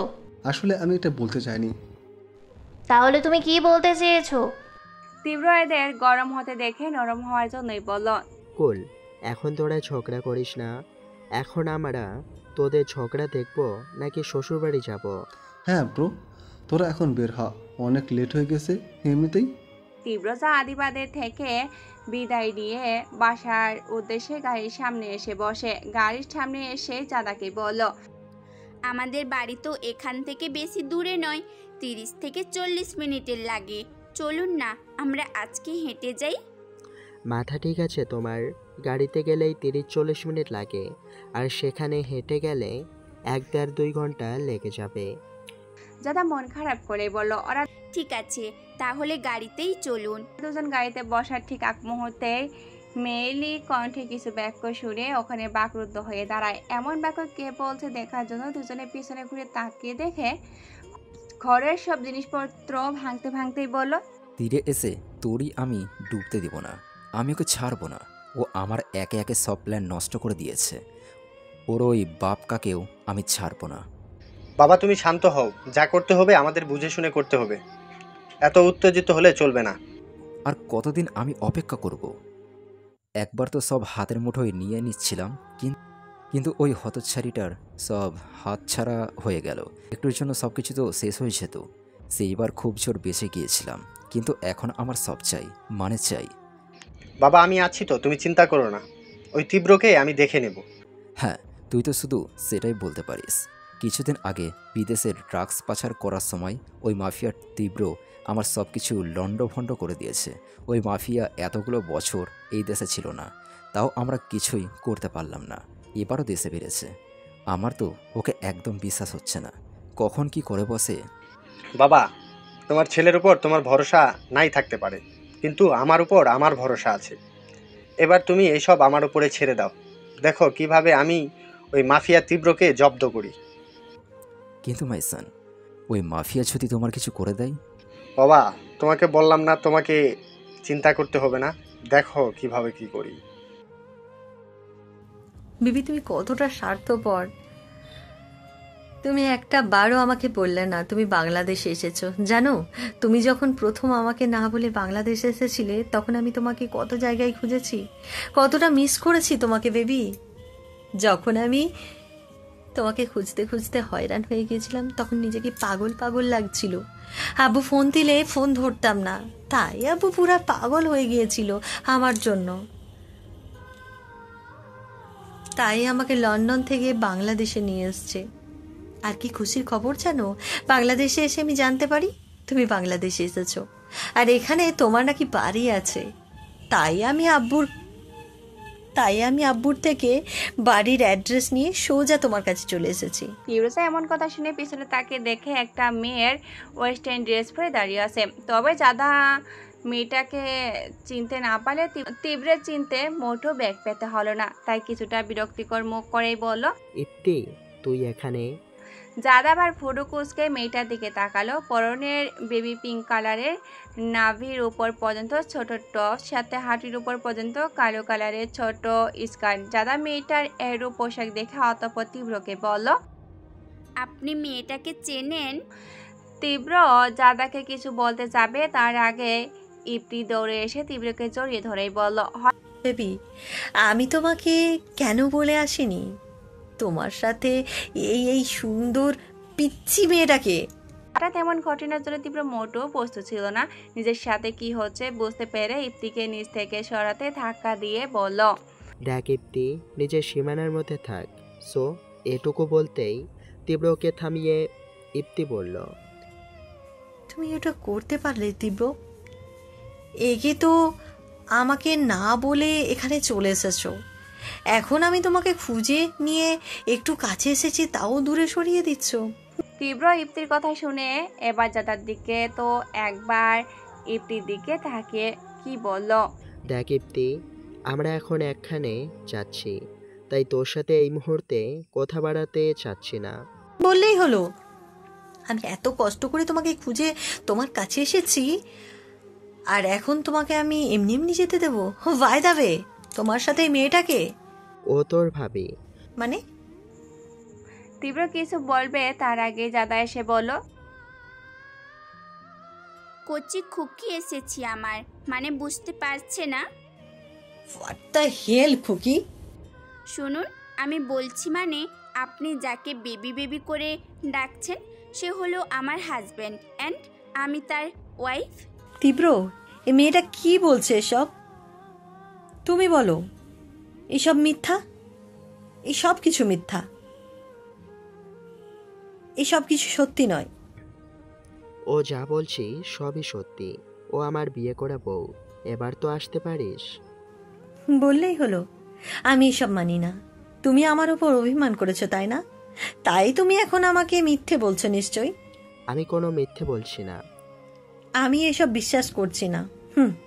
দেখো দেখো তীব্র, আমি তোমার মতো পছন্দের বেবি পিঙ্ক কালো কালার পরে এসেছি। দেখো আমাকে কত সুন্দর লাগছে না? জাদা এতক্ষণ এমনিতেই খেপেছিল এই মেয়ের উপর, তার উপর এরকম ড্রেস আপ নিয়ে ফিগার দেখিয়ে তার হাজবেন্ডকে অ্যাট্রাকশন করতে চাচ্ছে দেখে ফুঁসে উঠে কিছু বলতে চাবে, তার আগে হঠাৎ কিছু মনে পড়তে বাঁকা হেসে একবার তীব্রর দিকে তো আর একবার ইপ্তির দিকে তাকিয়ে ডান হাতটা একবার তীব্রর দিকে তো একবার ইপ্তির দিকে করেই বলল, wait wait, it is my turn now. বুকে হাত দিয়ে। তো আপনি জানি কি বলছিলেন? সরি, তো আপনি কি জানি বলছিলেন? আপনি নাকি আমার হাজব্যান্ডের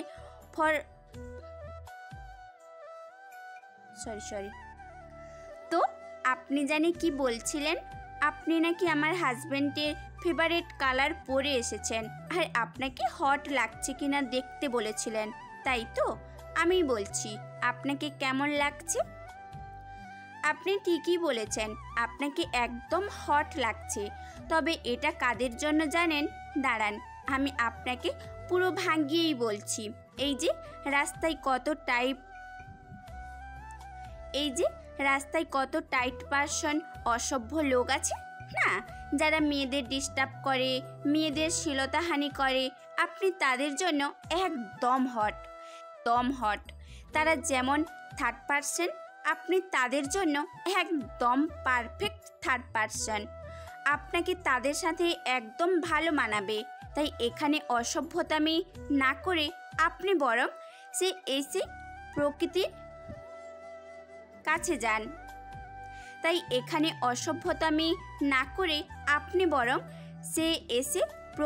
কাছে যান। ইউ, আমি থার্ড পারসন? তা নয় তো কি? ইপ্তি জাদার কথা শুনে রেগে যেই জাদাকে থাপ্পড় মারতে যাবে, অমনি জাদা ইপ্তির হাত ধরে ইপ্তির গালে ঠেস করে মেরে দিল। আজ যে ভুলটা করতে যাচ্ছিলেন, নেক্সট টাইম এমন করার চেষ্টাও করবেন না, বুঝতে পেরেছেন? আর না হয় আজ তো শুধু একটা দিলাম, নেক্সট টাইম এমন হাল করব নিজেকে নিজেই চিনতে পারবেন না। তীব্র জাদাকে এমন খেপে যেতে দেখে ফট করে জাদাকে নিজের সাথে জড়িয়ে নিয়ে মাথায় হাত বুলাতে বুলাতে বলল, শান্ত হও ছোট পরি, এত উত্তেজিত হবার কিছু নেই। তীব্র, এই মেয়েটা তোমার সামনে আমাকে থাপ্পড় মারলো আর তুমি কিচ্ছু বললে না। তোর মুখে কখন থেকে শুনে যাচ্ছি এই মেয়েটা। একবার বলেছি তোর কানে যায়নি, ও তোর ভাবি হয়। ইপ্তি তীব্র কথা শুনে রাগে হিতাহিত জ্ঞান শূন্য হয়ে পড়েছে, বারবার হাত মুঠোবদ্ধ করছে, নিজেকে যত সম্ভব নিয়ন্ত্রণ করেই বলল, আমিও এর শেষ দেখে নিব। তীব্র, তুমি শুধু আমার, হার কারণ নয়। ইপ্তি চলে যাওয়ার পর তীব্র যা দেরি না করে সেখান থেকে চলে আসে। কি করব বলো, আব্বু বলে দিয়েছে। তাছাড়া তুমিও তো বাসার সামনে ছাড়া আসতে পারতে না, তোমার ওই হিটলার বাপ তো তোমাকে আসতে দিত না। এই, তুমি আমার আব্বুকে একদম হিটলার বলবে না। তো তোমার হিটলার বাপকে তাহলে কি বলবো? দেখো, অনেক কষ্টে ফোনটা হাতে পেয়েছি, অনেক দিন পর তোমার সাথে কথা বলছি, তাই আমি চাচ্ছি না এখন তোমার সাথে ঝগড়া করতে। আচ্ছা বাবা, তুমি রাগ করো না, তোমার বাপকে হিটলার বলছি না, কিন্তু তোমাকে দেখতে ইচ্ছা করছে অনেক। আরে তুমি এত বেকুল হয়ে পড়েছো কেন? কালকে তো আমাদের দেখা হবে, তাছাড়া আমাদেরও তো ফোন আছে, ভিডিও কলে দেখলেই তো হয়। ধুর বাবা, সেটা তো আমিও জানি ভিডিও কলে দেখা যায়, কিন্তু তোমাকে সামনাসামনি দেখতে ইচ্ছা করছে। হঠাৎ আমাকে সামনাসামনি দেখতে ইচ্ছে করছে, বলো তো আসল কারণটা কি? আসলে হয়েছে কি, তোমাকে একটু আদর করতে ইচ্ছে করছে। তোমার ওই আপেলের মতো দুটো গালে টপ টপ করে দুটো চুমু খেতে ইচ্ছে করছে, উচের মতো নাকটায় আলতো করে কামড় দিতে ইচ্ছে করছে। তারপর যখন বলতে উফ নাক ব্যথা পেয়েছি, তো তখন আমি ফু দিয়ে তোমাকে বলতাম থাক আর এমন হবে না। ইয়ানা সায়নের কথা শুনে ভেবাচেকা খেয়ে যায়, বিড়বিড় করে বলল, নির্লজ্জ লোক। নির্লজ্জের কি আছে, দুদিন পর বউ হবে, তাই বউর সাথে তো একটু রোমান্স করতে পারি, তাই না? থুর বাবা, বিড়বিড় করে বলা কথাও শুনতে হলো অসভ্য লোকটার। কিন্তু এখন এখান থেকে কেটে পড়তে হবে, না হলে লোকটা ফোনের মধ্যে এইসব নির্লজ্জ মার্কা কথা বলে তার মাথাটা খেয়ে নিবে। না পারো না, অসভ্য, আমি ফোন রাখছি, টুস টুস। আরে শোনো শোনো, দূর, ফোনটা কেটে দিল, একটু রোমান্স মোডে ছিলাম। জগজমাক পর্ব আলো দিয়ে ঢাকা শহর পুরো আলোকিত, চারপাশে বড় বড় ফ্ল্যাটগুলো লাল নীল লাইটিং করা। চারিদিকে দেখতে দেখতে তীব্রজাদের গাড়ি এসে থামলো খান বাড়ির সামনে। দুতলা বাড়ি আলোকসজ্জায় সজ্জিত, বাড়িটা ছোট হলো বাড়ির ডিজাইনটা মন কাড়ার মতো। দাদা নিজের বাড়ি দেখে চটপট গাড়ি থেকে নেমে বাড়ির দিকে দিল দৌড়। তীব্রজাদার এমন কাজে বকা বনে গেল। এভাবে কিছুক্ষণ জাদা যাওয়ার দিকে তাকে মুচকি হেসে নিজেও গাড়ি থেকে নামলো। আব্বু আম্মু কোথায় তোমরা? দেখো তোমাদের মামুনি চলে এসেছে। নিজে সুপ্রিয় কর্নার গলায় শুনে সুলতান খান ফারিনা বেগম ছুটে আসলো দরজার পানে। সুলতান খান দরজার সামনে জাদাকে দেখে ছুটে মেয়েকে বুকে জড়িয়ে নিল। কতদিন পর আমার মামুনিকে এভাবে বুকে জড়িয়ে ধরলাম বলে জাদার কপালে চুমু খায়। হঠাৎ সুলতান খান পাশে চেয়ে দেখে তীব্র নেই, তাই জাদাকে ছেড়ে ফুরু কুচকেই বলল, তীব্র কোথায়? জাদা তো বেলুন ফুলেই গেছে তীব্রের কথা। অনেকদিন পর নিজের বাড়িটা দেখে তখন তীব্রকে একা ফেলেই চলে এসেছে, তাই মাথা চুলকেই বলল, আপনার মেয়ে আমাকে একা ফেলেই চলে এসেছে? তবে চিন্তা নেই, আমি এখানেই আছি। সুলতান খান তীব্রের আওয়াজ শুনে পিছনে তাকায়। জাদাকে পাশ কাটিয়ে তীব্রের কাছে গিয়ে ফট করে তীব্রকে বুকে টেনে নিয়ে বলল, তীব্র বাবা, তুই কেমন আছিস? আমি তোকে অনেক ভুল বুঝেছি, পারলে তোর এই বাবাকে ক্ষমা করে দিস। ও শ্বশুর আব্বু, কোনো বাবা কি তার ছেলের কাছে ক্ষমা চায়? মা বাবার শর্ত ভুল করতে পারে, মা বাবারা শত ভুল করতে পারে, তাই বলে কি সন্তানের কাছে ক্ষমা চাইবে? আপনি এভাবে ক্ষমা চেয়ে আমাকে ছোট করবেন না।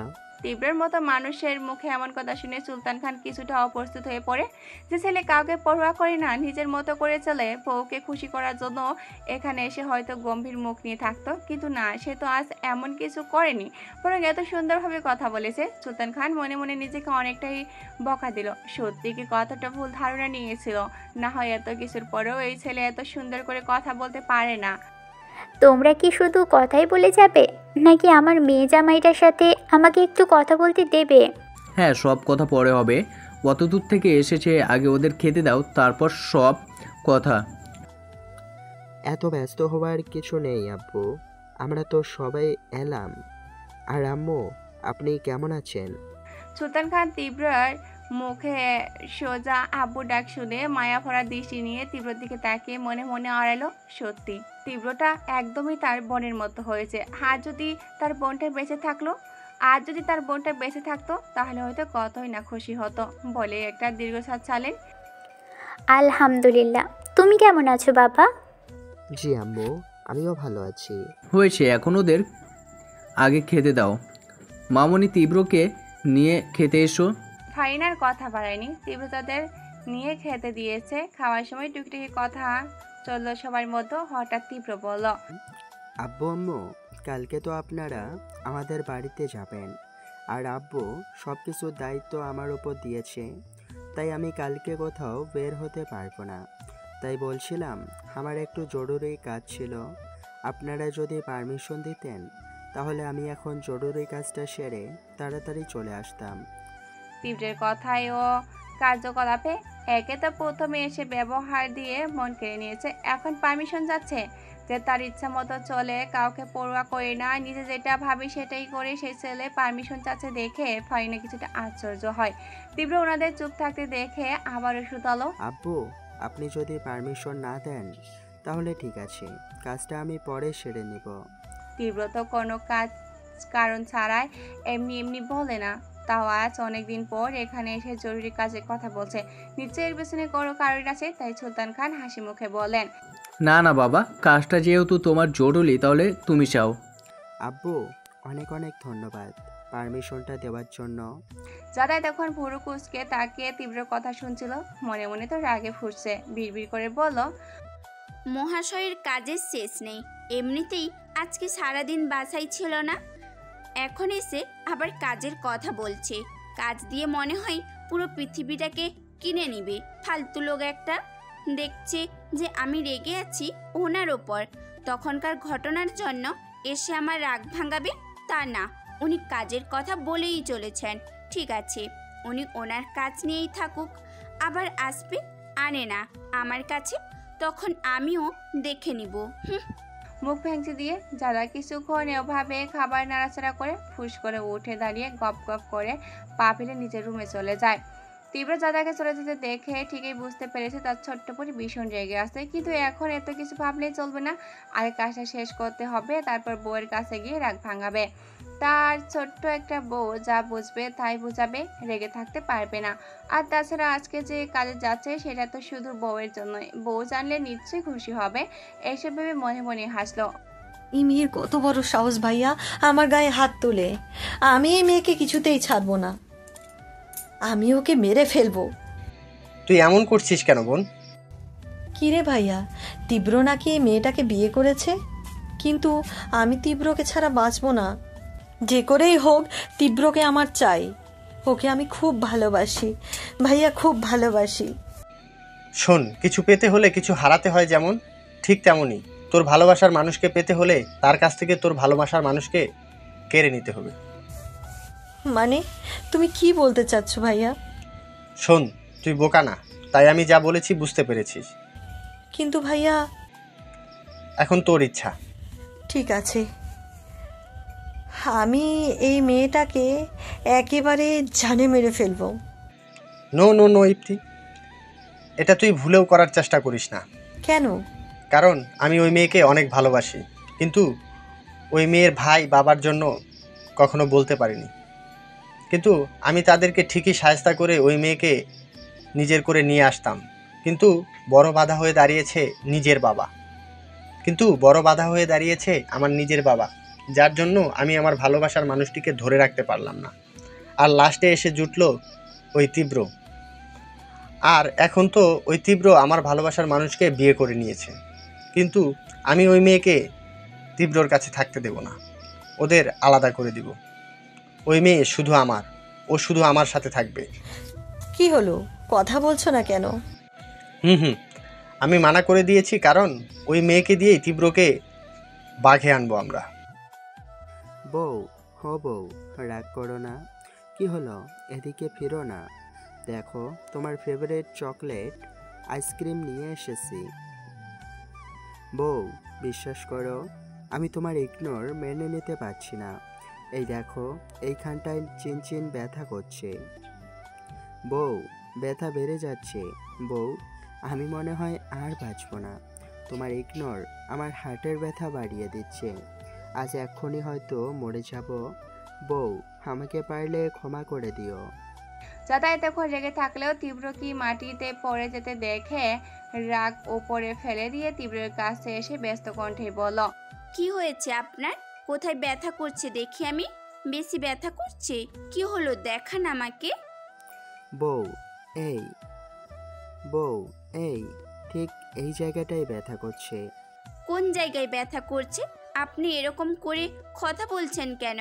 এখানে বেশি ব্যথা করছে? বুকের ওপর যেখানে হাত চেপে ধরেছেন? ডক্টর ডাকবো? তীব্র তার ছোট্ট পরীকে এমন অস্থির দেখে ফট করে বসা থেকে উঠে জাদাকে দাঁড় করিয়ে বলল, এখন সব ব্যথা ঠিক হয়ে গেছে। জাদা তীব্রের মুখে হাসি দেখে ভুরু কুঁচকে বলল, তার মানে আপনি এতক্ষণ নাটক করছিলেন, তাই না? একটু নাটক না করলে কি জানতে পারতাম বউ আমার জন্য এত অস্থির হয়ে যাবে, আমার ব্যথা কমানোর জন্য এমন করবে? জাদা অভিমানী কণ্ঠে বলল, আপনি সব সময় এরকম করেন। যান, আপনার সাথে কথাই বলবো না। তীব্র জাদার কথা পাত্তা না দিয়ে সোজা ওর পিছনের দিকটায় গিয়ে পিছন থেকে চুলগুলো সরিয়ে কানের কাছে মুখ নিয়ে নেশাত্মক কণ্ঠেই বলল, বউ, বউ, এভাবে অভিমান করে থেকো না। তোমার এই অভিমানী ফেসটা দেখলে নিজেকে কন্ট্রোল করতে পারি না। তখন মনে হয় তোমাকে একেবারে নিজের সাথে পিষিয়ে ফেলি। ভালোবাসার দগ্ধত আগুনে তোমাকেও মিলিয়ে ফেলি। জাদা তীব্রের এমন নেশাতুর কণ্ঠের সাথে ঘাড়ে এমন ভালোবাসার পরশ পেয়ে নিজেকে আর কন্ট্রোল করতে না পেরে তীব্রর দিকে সে ফিক করে হেসে তীব্রকে শক্ত করে জড়িয়ে ধরল। আমি আপনাকে খুব ভালোবাসি তীব্র, খুব ভালোবাসি। বেশ, তীব্র যেন এরকম একটা কথার জন্য অপেক্ষা করছিল, তার গভীর ভালোবাসা তার ছোট্ট পরীকে দেওয়ার জন্য। তীব্র জাদার দু বাহু ধরে সামনে এনে কপালে ভালোবাসার পরশ দিয়ে আস্তে করে বিছনায় শুয়ে নিজেই তার উপরে উঠে যায়। জাদাকে বিছনায় ফেলে জাদা ছোট্ট ছোট্ট কোমল হাত দুটো বিছনার সাথে চেপে ধরে ঘাড়ে মুখ গুঁজে দিয়ে অবৈধ কিস করতে থাকে। কিছুক্ষণ কিস করে ভালোবাসার দুটো লাভের চিহ্ন হিসাবে দিয়ে বলল, যাও, ভালোবাসার চিহ্ন দিয়ে দিলাম। তোমার শরীরে সম্পূর্ণ আমার অস্তিত্ব। আল্লাহ ব্যতীত কেউ চাইলেও তোমাকে আমার থেকে কোনোদিন আলাদা করতে পারবে না বলেই জাদার কোমল ঠোঁট দুটো নিজের আয়ত্তে নিয়ে নেই। দুজন স্বামী স্ত্রী তাদের ভালোবাসার সাগরে গভীরে ডুবে দিয়েছে। এদের রোমাঞ্চের মধ্যে থেকে আমাদের কী লাভ? চলুন আমরা এখন এখান থেকে কেটে পড়ি। আহমেদ বাড়ির পুরো খুশির আমেজে বই যাচ্ছে। তারা যতই শত্রু হোক না কেন, আজ তাদের ফ্যামিলির একমাত্র মেয়েকে দেখতে আসবে, তাই কেউ কোনো কিছু কমতি রাখবে না। তীব্র সকালে শাওয়ার নিয়ে ফজরের নামাজ পড়ে একেবারে আহমেদ বাড়ি চলে এসেছে। সব কিছুই ঠিকঠাক করে বাড়ির চারপাশে একবার চোখ বুলিয়ে বাড়ির ভিতরে যায়। ভাইয়া, তোমাকে কি বলে ধন্যবাদ দিব আমি জানি না। তুমি না থাকলে হয়তো শাওনকে আমার কখনোই পাওয়া হতো না। পাকনি বুড়ি, তুইও না থাকলে আমার ছোট্ট পরীকে এত তাড়াতাড়ি পাওয়া হতো না। তীব্র, তুমি যাই করো, আমার মেয়ে যদি কিছু হয় আমি তোমাকে ছাড়বো না। ভাইয়া, আব্বু তো এমন ছিল না। কিছুদিন আগেও তো তোমাকে এই বাড়ি ফিরিয়ে আনার জন্য চাচুর সাথে কত কিছু করলো। আর এখন যখন তুমি ফিরে এসেছো, আব্বুর রূপটা কেমন জানি পাল্টে গেছে। মনে হচ্ছে এই আব্বুটা আমাদের আব্বু নয়। তীব্র ইয়ানের কথা শুনে বাঁকা হেসেই বলল, চাচু, আপনি চিন্তা করবেন না, আমি আছি তো। আজ 15 বছর পর সুলতান খান পা রাখলেন আহমেদ বাড়ির চৌকাঠে। যদিও তার মনে আজাদ আহমেদকে নিয়ে কোনো শত্রুতা নেই, তবু আজাদ আহমেদ যেহেতু সুলতান খানকে মনে প্রাণে শত্রু ভাবে, তাই সুলতান খান আহমেদের বাড়ি ঢুকতে কেমন উসখুস করছিল। সুলতান খানদের আসতে দেখে এগিয়ে গেলেন শরীফুল আহমেদ, সাথে অনিচ্ছাকৃত এগিয়ে আসলেন আজাদ আহমেদ। যদিও কোনো ইচ্ছা ছিল না সুলতান খানের সামনে এসে হাসি মুখে কথা বলার, শুধু ছেলেকে আর হারাতে চান না বলে বাধ্য হয়ে এক প্রকার হাসি মুখে কথা বলে খানবাড়ির সকলকে নিয়ে সোফায় বসলেন। সকালে খানবাড়ির সাথে কথা বলার ভিতরে আজাদ আহমেদ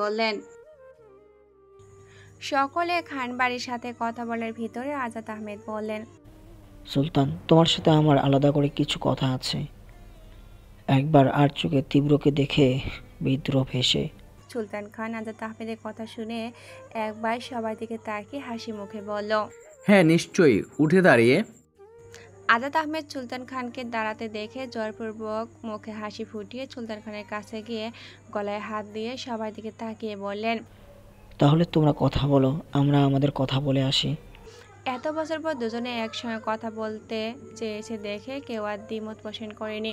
তবে কেউ এই বিষয়ে বুঝুক আর না বুঝুক, তীব্র আগে থেকে আজ করতে পেরেছে, কিন্তু এই মুহূর্তে চাইলেও কিছু করতে পারতো না। তাই এরকম একটা সিচুয়েশন আসতে পারে ভেবে সুলতান খানকে আগেই বলে রেখেছিল। তাই আজাদ আহমেদ বলার সাথে সাথে সুলতান খান আর দ্বিমত করেনি, এক বাক্য রাজি হয়ে গেছে। আজাদ আহমেদ সুলতান খানকে নিয়ে নিজের রুমে গিয়ে ঠাস করে দরজা লাগিয়ে পড়ল। শোনো, যা করার আজকের ভিতর করতে হবে। তীব্র আজ ওর ফ্যামিলি সিয়ান কাজে ব্যস্ত থাকবে, তাই ড্রাগস সাপ্লাইতে আজ কোনো বাধা থাকবে না। কেন, সেটা যদি একটু বলতেন। তোদের ওর কথা শুনতে হবে না, ওকে আমি সব বুঝিয়ে বলবো। এখন আমি বলেছি তাই হবে। এরকম সুযোগ আর হবে না। গো। জি বস। আর শোন, কাজগুলো খুবই সাবধানে করবি, যেন কাক পাখিতেও টের না পাই। ওকে বস। শোন সুলতান, তুই ভুলে যাস না তুই আমার শত্রু। আমি তোকে শুধু এই কারণে সহ্য করছি, তা হলো আমার সন্তান, যার জন্য তুই এই বাড়িতে ঢুকতে পেরেছিস। আজ থেকে 15 বছর আগে তোর জন্য আমি সব হারিয়েছি। আমার আদরের ফুটফুটে বোনটাকে কলঙ্কিত করেছিস। আর যখন দেখলি তোর আসল রূপ সবার সামনে চলে আসছে, তখন তুই কি করলি? তুই আমার ছোট বোনটাকে নিঃসঙ্গভাবে মেরে ফেললি। আর যখন দেখলি এদিকে তোর সব রহস্য জেনে গেছে, তুই কেন এগুলো করছিস, তখন তুই আমার 13 বছরের নাবালিক শিশুর ছেলেটার থেকে তার মাকে কেড়ে নিলি। কিভাবে এটা করতে পারলি তুই? ব্যাস, তোর অনেক ফালতু কথা শুনেছি। এটা মনে রাখ, ইদিকা শুধু তোর স্ত্রী নয়, ও আমার একমাত্র বোন ছিল। আমার টাকার লোভ এটাও হয়ে যায়নি যে আমি আমার নিজের বোনকেই মেরে ফেলবো। আর বাকি রইল তোর বোন। শোন, আজাদ তোর বাড়ি আসার কোনো ইচ্ছে আমার ছিল না। নিহাত ভাগ্যের নির্মম পরিহাসে আমরা দুইজন সন্তান তোর বাড়ি ছেলে মেয়েদের সাথে জড়িয়ে গিয়েছে। তাই এত কিছু সহ্য করেও তোর বাড়ি ঠোকাতে পা রেখেছি। তুই কি, আমি শুধু সন্তানের জন্য তোকে এই বাড়িতে ঢুকতে দিয়েছি, তাই তুই ভাবিস না আমি তোকে এত বড় অপরাধের পর ক্ষমা করে দিয়েছি। আর একটা কথা শুনে রাখ, আমাদের মধ্যে মতো কথা হয়েছে, সেই সব কথা যেন রুমের মধ্যেই সীমাবদ্ধ থাকে। সন্তানদের সামনে তুই আর আমি বিয়াই, আড়ালে তুই আর আমি শত্রু। সুলতান খান দীর্ঘ নিঃশ্বাস ফেলে মুখে হাসি ফুটিয়েই বললেন, তুই তোর বুঝে আমাকে শত্রু ভেবে আমার বাচ্চা মেয়েটাকে পর্যন্ত গুলি করেছিলি প্রতিশোধ নেওয়ার জন্য। তুই সেদিনও আমার ভুল বুঝে শত্রু বানিয়েছিলি। আজও তুই ঠিক সেই ধারণাতেই অটুট আসিস। তোকে দেখলে আমার আফসোস হয়। তবে একটা কথা আজ আমি তোকে বলছি, এই যে আজ তুই সন্তানের জন্য আমাদের 4 হাত এক করলে, ঠিক তেমনই একদিন আসবে যেদিন তুই আমার কাছে হাত জোর করে ক্ষমা চাইবি তোর ভুল ধারণার জন্য। আমি সেই দিনের অপেক্ষায় থাকবো। সেই ইচ্ছা তোর কোনোদিন পূর্ণ হবে না সুলতান। তুই আমার শত্রু, শত্রু থাকবি বলে রাগ করে রুম থেকে বের হবে। তখন পিছন থেকে সুলতান খান আজাদ আহমেদ হাতটা ধরে হাসি মুখে বললেন, তুই না বললি সন্তানদের সামনে বিয়ের মতো থাকবি? এভাবে চলে যাচ্ছিস তাহলে ওরা সন্দেহ করবে। আজাদ আহমেদ সুলতান খানের কথা শুনে কিছু না বলে অনিচ্ছাকৃত মুখে হাসি এনে সুলতান খানের গলায় হাত দিয়ে রুম থেকে বেরিয়ে এলেন। সুলতান খানদের বেরোতে দেখে ফারিনা বললেন, ওই তো ওনারা বের হয়েছে, এবারটা হলে ইয়ানা মামুনিকে নিয়ে আসুন। খানবাড়ির সকল মানুষের ইয়ানাকে আগে থেকে চেনা জানা থাকলেও পুত্রবধূ হিসাবে দেখতে এসেছে বলে সুলতান খান ইয়ানাকে চেন পরিয়ে দিয়েছে। সব ভালোভাবে ঠিকঠাক করে আহমেদ বাড়ি থেকে বিদায় নিয়ে খান বাড়ির ফিরে আসেন সকলে। বাড়ির সবাই যাওয়ার পর তীব্রজাদাকে নিয়ে নিজের বরাদ্দ করা রুমে আসে। ছোট্ট পরি, তোমাকে একটা সারপ্রাইজ দেওয়ার কথা ছিল কালকে। বলে তো ছিলেন, কিন্তু এখনো কোনো সারপ্রাইজ দেননি। তুমি তো কালকে রাগ করে বেলুনের মতো ফুলেছিলে। রাগ করেছিলাম তো কি হয়েছে, সারপ্রাইজ তো দিতেই পারতেন, তাই না? দেওয়া যেত, কিন্তু কি করে দিতাম? মানে হলো কালকে তোমার সারপ্রাইজ দেব বলেই তো রাতে বের হয়েছিলাম। জানো, তোমার সারপ্রাইজটা সুন্দর মতো দিতে পারি। তাহলে আমার সারপ্রাইজ কখন দিবেন?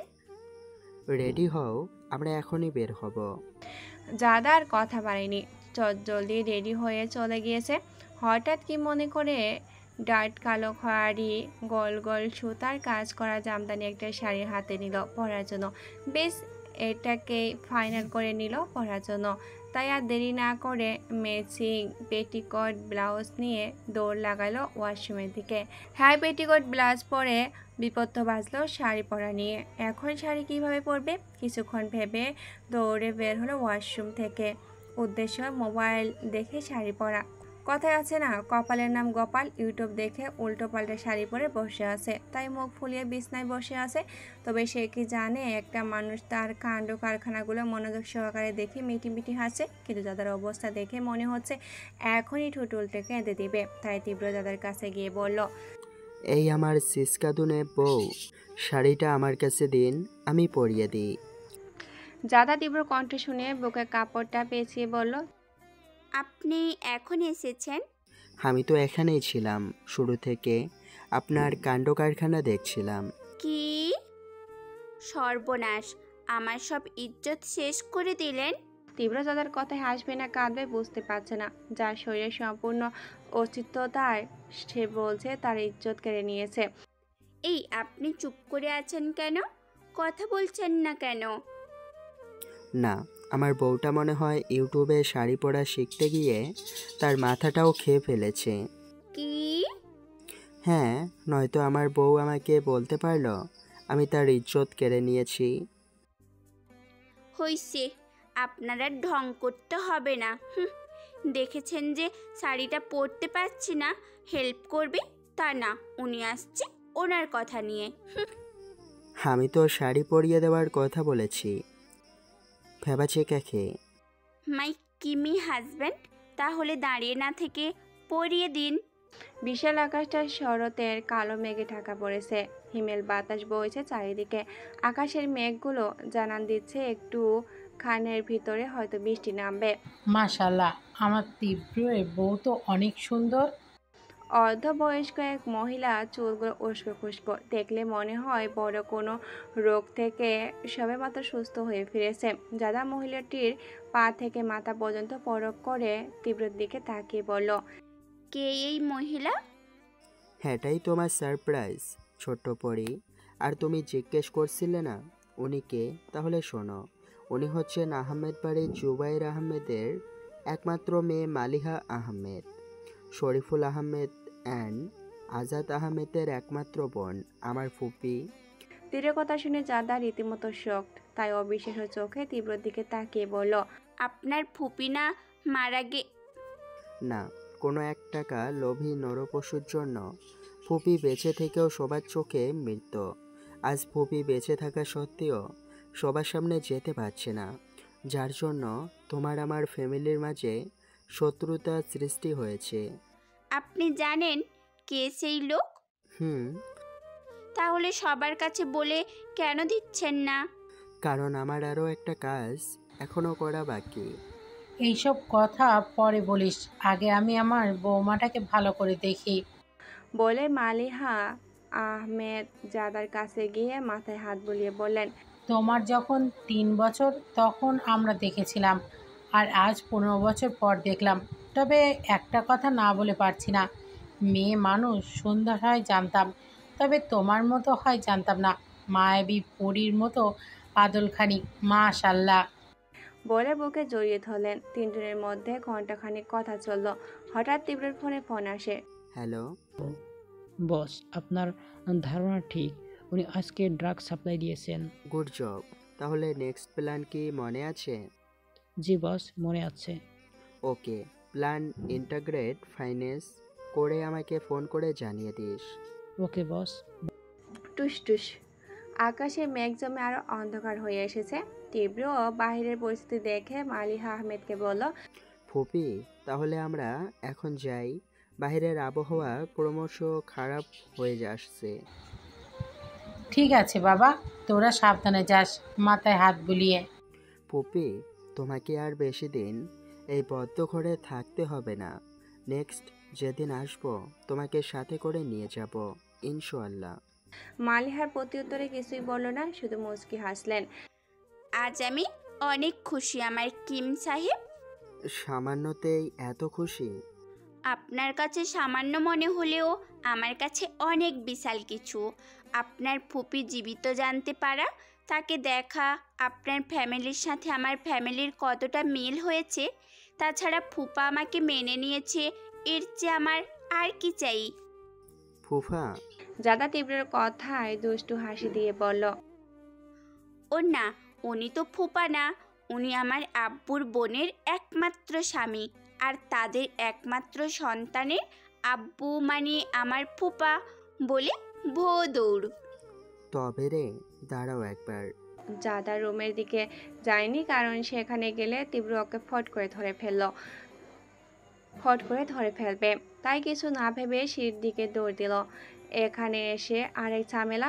এখন তো ছাদে ওঠা ছাড়া আর কোনো উপায় নেই। কি আর করার, বেচারির ছাদে উঠে গেছে। এখন কোথায় পালাবে? কোথাও না। মানে? দাদা গুটি গুটি পায়ে তীব্রের কাছে এসে মন করার মতো হাসি দিয়ে বলল, আমি শাড়ি পরে তো দৌড়াতেই পারছি না, তাই আর পারবো না। বুঝেছি। সিট বৃষ্টি পড়ছে, এখনই দুম করে নামবে। নিচে চলো। দাদা তীব্রের কাছে একটু দূরে গিয়ে খিলখিল করে হেসে বলল, আজ আমার একটা কথা রাখবেন?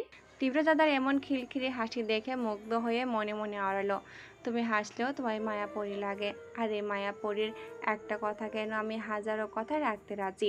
কি রাখবেন?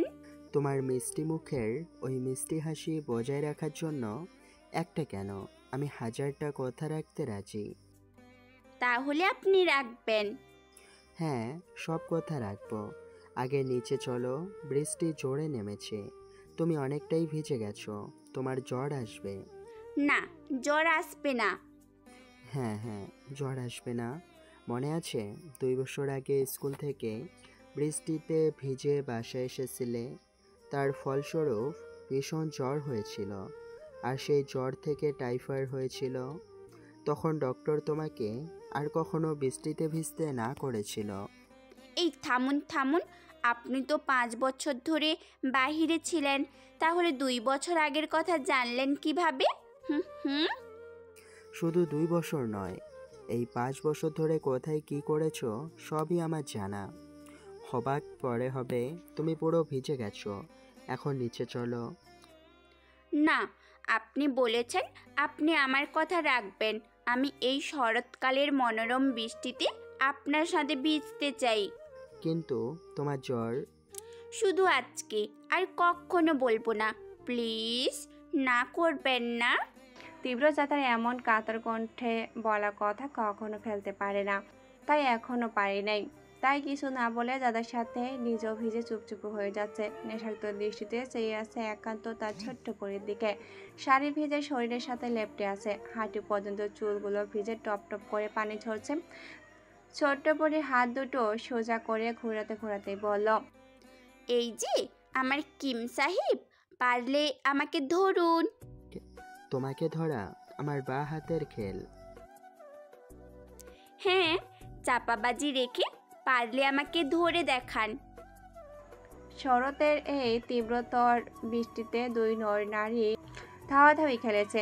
দেখতে কি সুন্দর না লাগছে। জাদা ভিজে যাওয়া শাড়ি নিয়ে দৌড়াতে দৌড়াতে এক প্রকার হাঁপিয়ে গেছে।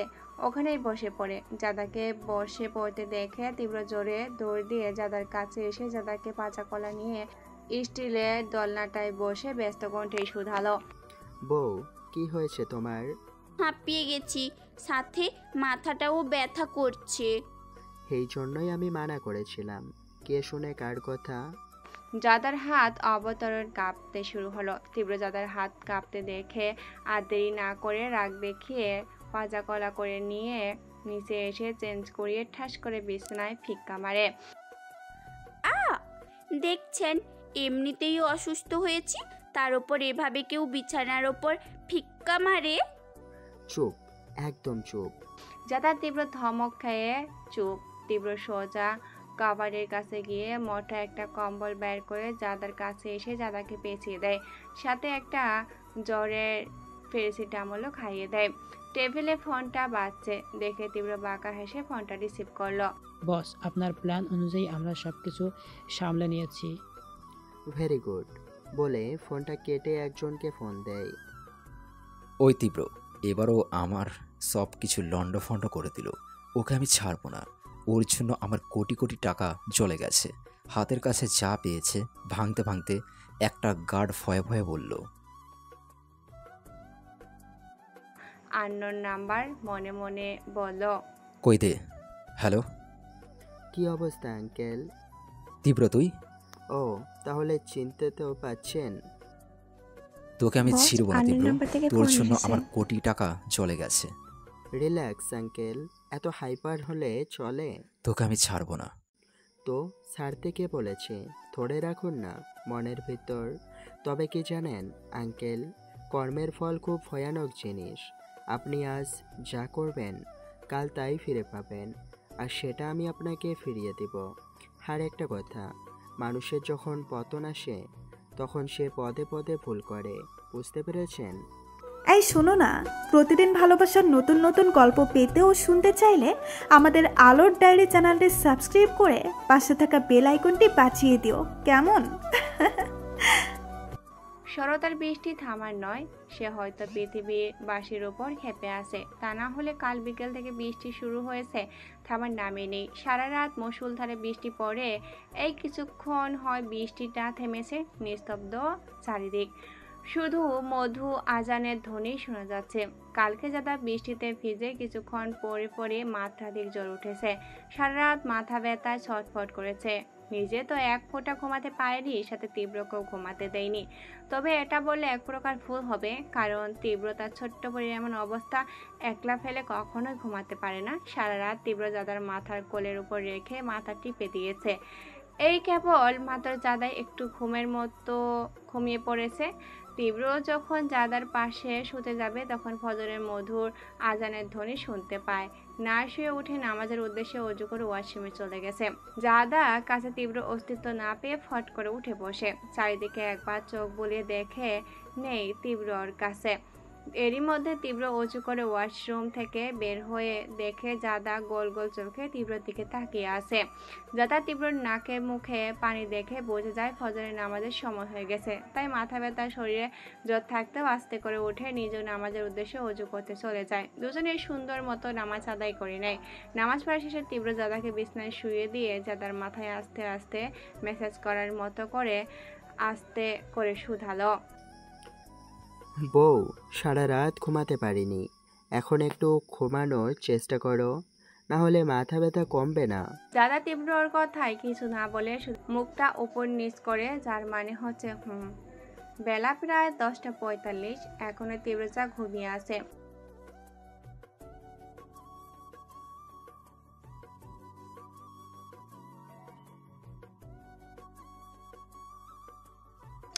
শুধু তীব্রতা নয়, সারা রাত ঘুমাতে না পারলে যে কেউ এমনি ভাবে সারা রাত ঘুমাতো। না ঘুমানোর এত কারণে বেলা হয়েছে পরের দিকে তীব্রতারা একটু চোখ উঠছে লেগে না এসেছিল বলে বলে দিবা এত একবার বেলা ভেবেছিল হয়েছে। ডাকবে, কিন্তু দাদার তারপর শরীর খারাপ তাই তীব্রতা ডাকতে এখনো এসেও ঘুমের ডাকেনি। রাজ্যে আছে। আফিম সকাল সকাল উঠে ব্রেকফাস্ট করে কি একটা জরুরি কাজে চলে গেছে। আফিম চলে যাওয়ার পর দিবা সার্ভেন্টদের তীব্রতাদের অপেক্ষা করতে মানা করে নিজেদের খেয়ে নিতে বলে রুমে চলে গেছে। অনায়াসে তখন থেকে ফোনটা বেজেই চলেছে। বারবার ফোন আসার শব্দ পেয়ে হালকা হলো তীব্রর ঘুম। বিরক্ত প্রকাশ করে ফোনটা না দেখে কেটে দেয় আর একটু ঘুমানোর উদ্দেশ্যে। তবে উপর পাশের ব্যক্তি ফোন কেটে দেওয়ার রেগে ফোনের পর ফোন দিয়েই যাচ্ছে। এতবার ফোন আসায় তীব্র কিঞ্চিত ভুরু কুঁচকায়। বিরক্ত হয়ে উঠে বসে ফোনটা হাতে নেয়। তবে আশ্চর্য হয় আননোন নাম্বার দেখে। কম হলেও 16-17টা কল হবে। এতগুলো আননোন নাম্বার থেকে ফোন এসেছে দেখে ইচ্ছা না থাকা সত্ত্বেও ফোন ব্যাক করে। ফোনের ওপর ব্যক্তি তীব্রর ফোন দেখে কিছুটা বাঁকা হেসে ফোনটা রিসিভ করলো। তাহলে এতক্ষণে ফোনটা রিসিভ করার সময় হলো? তীব্র মেয়েলি কণ্ঠ শুনে কুঁচকানো ভুরুর যুগল আরো কুঁচকে যায়। তাই অবাক কণ্ঠে প্রশ্ন ছুড়ল অপর প্রান্তের ব্যক্তির উপর। কে আপনি? তুমি আমার গলাটা শুনেও বুঝতে পারছো না? তীব্র এবার একটু গলাটা চেনার চেষ্টা করলো। মস্তিষ্কে একটু চাপ প্রয়োগ করতেই তীব্রর কোচকানো ভুরু যুগল ঠিক করে বিরক্তিকর মুখ করে বলল, তুই? তাহলে এতক্ষণে চিনতে পেরেছো? কেন ফোন করেছিস সেটা বল। তখন থেকে ফোন তো এই জন্যই দিচ্ছিলাম। সে যাই হোক, শোনো, আজ অনেক দিন পর দুজনে ডেট করব। তাই তুমি ওয়ান স্টপ কফি শপে চলে এসো। তোর মাথায় হয়তো সমস্যা আছে, তাই তুই আমাকে তোর সাথে ডেটে রাখছিস। এসব তোমার থার্ড ক্লাস বউয়ের জন্য বলছো, তাই না? হ্যাঁ, আমার কোনো সমস্যা নেই ওই মেয়েকে নিয়ে। তুমি আমার সাথে দেখা করবে, এটাই ফাইনাল। মুখ সামলে কথা বল। কার সম্বন্ধে কথা বলছিস তোর ধারণা আছে? আর আমি তোর সাথে ডেট তো দূরে থাক, দেখা পর্যন্ত করতে চাই না। আর যদি ডেট কারোর সাথে করতে হয় তাহলে আমি একান্তই আমার ছোট্ট পরির সাথে করব, অন্য কারোর সাথে নয়। তীব্র এমন ধরনের কথা বলবে ইপ্তি সেটা আগে থেকেই জানতো, তাই একটু বাঁকা হেসেই বলল, ঠিক আছে, তোমার আসতে হবে না, আমি নিজে তোমার বাড়িতে চলে আসছি। তখন না হয় তোমার নিধু বউয়ের হাতে চা দিয়ে ডেট করুম। তীব্র ইপ্তির কথা শুনে ভীষণ রেগে গেছে, কিন্তু এখন চিৎকার চেঁচামেচি করে কথা বললে জাদা উঠে যেতে পারে। এমনিতেই জাদার শরীর খারাপ, তার উপর জাদা ইপ্তিকে বাড়িতে আসতে দেখলে শরীরের খারাপ নিয়ে ঝামেলা করবে। আর এখন যদি ইপ্তির কথা না শুনে তাহলে ইপ্তি সত্যি সত্যি বাড়ি চলে আসবে। তাই তীব্র জাদার কথা ভেবেই বলল, ঠিক আছে, আমি আসছি, বাড়িতে আসতে হবে না। ওকে, তাহলে চলে আসো, আমি অপেক্ষা করছি। তীব্র আস্তে করে দাদার কপালে চুমু খেয়ে উঠে ফ্রেশ হয়ে রুমে এসে বের হয়ে দিবার রুমের সামনে গিয়ে দরজায় কড়া আঘাত করলো। দিবার দরজাটা টোকা পেয়ে তাড়াতাড়ি এসে দরজা খোলে। দিবা, আমি একটু বের হচ্ছি। ছোট্ট পরের ঘুম ভাঙলে তুমি একটু খাইয়ে দিও, সাথে ওষুধগুলো খাইয়ে দিও। ভাইয়া, আপনার চিন্তা করতে হবে না, আপনি নিশ্চিন্তে যান, আমি সামলে নিব। আমি বিবাহিত জেনেও কেন ল্যাংড়ার মতো লেগে আছিস? আমি তোমাকে ভালোবাসি তীব্র, আর সেটা আজ থেকে নয়, 4 বছর ধরে। সেই 4 বছর থেকে তোমার পিছু পিছু ভালোবাসার দাবি নিয়ে ঘুরছি, আর তুমি আমাকে পাত্তাই দিচ্ছ না। শোন ইপ্তি, আমি তোকে আগেই বলেছি, এখনো বলছি, আমি তোকে ভালোবাসি না। আর কি বললি 4 বছর ধরে ভালোবাসিস? তাহলে শোন, আমি আমার ছোট্ট পরীকে 6 বছর থেকে ভালোবাসি, তাহলে মোট 12 বছর হয়। আর সেখানে তোর 4 বছর কিছুই না, তাই পাগলামি করিস না। আমি অত কিছু জানি না, আমি তোমাকে ভালোবাসি, মানে তুমি আমার। সেটা কোনোদিনও সম্ভব না। কেন সম্ভব নয়? তুমি চাইলেই সম্ভব। তীব্র ভালোই বুঝতে পারছে ইপ্তিকে এভাবে বোঝানো সম্ভব না, বুদ্ধি খাটিয়ে বোঝাতে হবে। তাই কিছু একটা ভেবেই বলল, দেখ ইপ্তি, এই যারা সিনেমা মুভি করে তাদের মধ্যে কত কত নায়ক নায়িকা আছে, আর ডিরেক্টররা তাদের মধ্যে থেকে দুজন দুজন চুজ করে নেয়। তারপর যখন শুটিং শুরু হয় তখন নায়ক নায়িকাদের কত রকম সাজিয়ে পরিপাটি করে মুভি সম্পূর্ণ করে। তারপরেও দেখ, এত নায়ক নায়িকা তারা কত সেজেগুজে ছবি করে, কিন্তু এত সব নায়ক নায়িকাদের মধ্যে আমাদের নির্দিষ্ট 2-1জন নায়ক নায়িকা ছাড়া আমাদের সকল নায়ক নায়িকাকে ভালো লাগে না। ঠিক তেমনই আমাদের জীবনও এমন, নির্দিষ্ট একজনকে ছাড়া আর কাউকে ভালো লাগে না। তা না হলে দেখ, 6 বছরের একটা বাচ্চা মেয়েকে 16 বছরের কিশোর বয়সী একটা ছেলের কিভাবে ভালো লাগতে পারে? এটা কেন হয়েছে জানিস? ওই উপরওয়ালা আছে না, সবার জুটি আগে থেকে বেঁধে রাখেন, তাই সময় হলে যে যার নির্দিষ্ট ব্যক্তিকে পেয়ে যায়। কিন্তু তফাৎ এটাই, সবাই বিয়ের উপযুক্ত হলে তাদের নির্দিষ্ট ব্যক্তিকে পেয়ে যায়। আর আমি সেই নাবালক কিশোর বয়সী থাকতে আমার নির্দিষ্ট ব্যক্তিকে পেয়ে গেছি। বাট পেয়ে গেলেও একেবারে নিজের করে আল্লাহর দেওয়া নির্দিষ্ট টাইমে পেয়েছি, তার আগে না। একদমই কথাগুলো বলে নিঃশ্বাস ছাড়ে, আবার শুধালো। তুমি স্টাম একটা মেয়ে, আশা করি আমি যা বলতে চেয়েছি বুঝতে পারছিস। কিন্তু তীব্র, আমি যে তোমাকে ভালোবাসবো। আমি তোকে এত করে বুঝলাম, এখন যদি তুই কিছু বুঝতে না চাস তাহলে আমার কিছু করার নেই। তাহলে তুমি ওই মেয়েটাকেই চাও? ইপ্তি, আজ তোকে একটা কথা বলি, শুনে রাখ।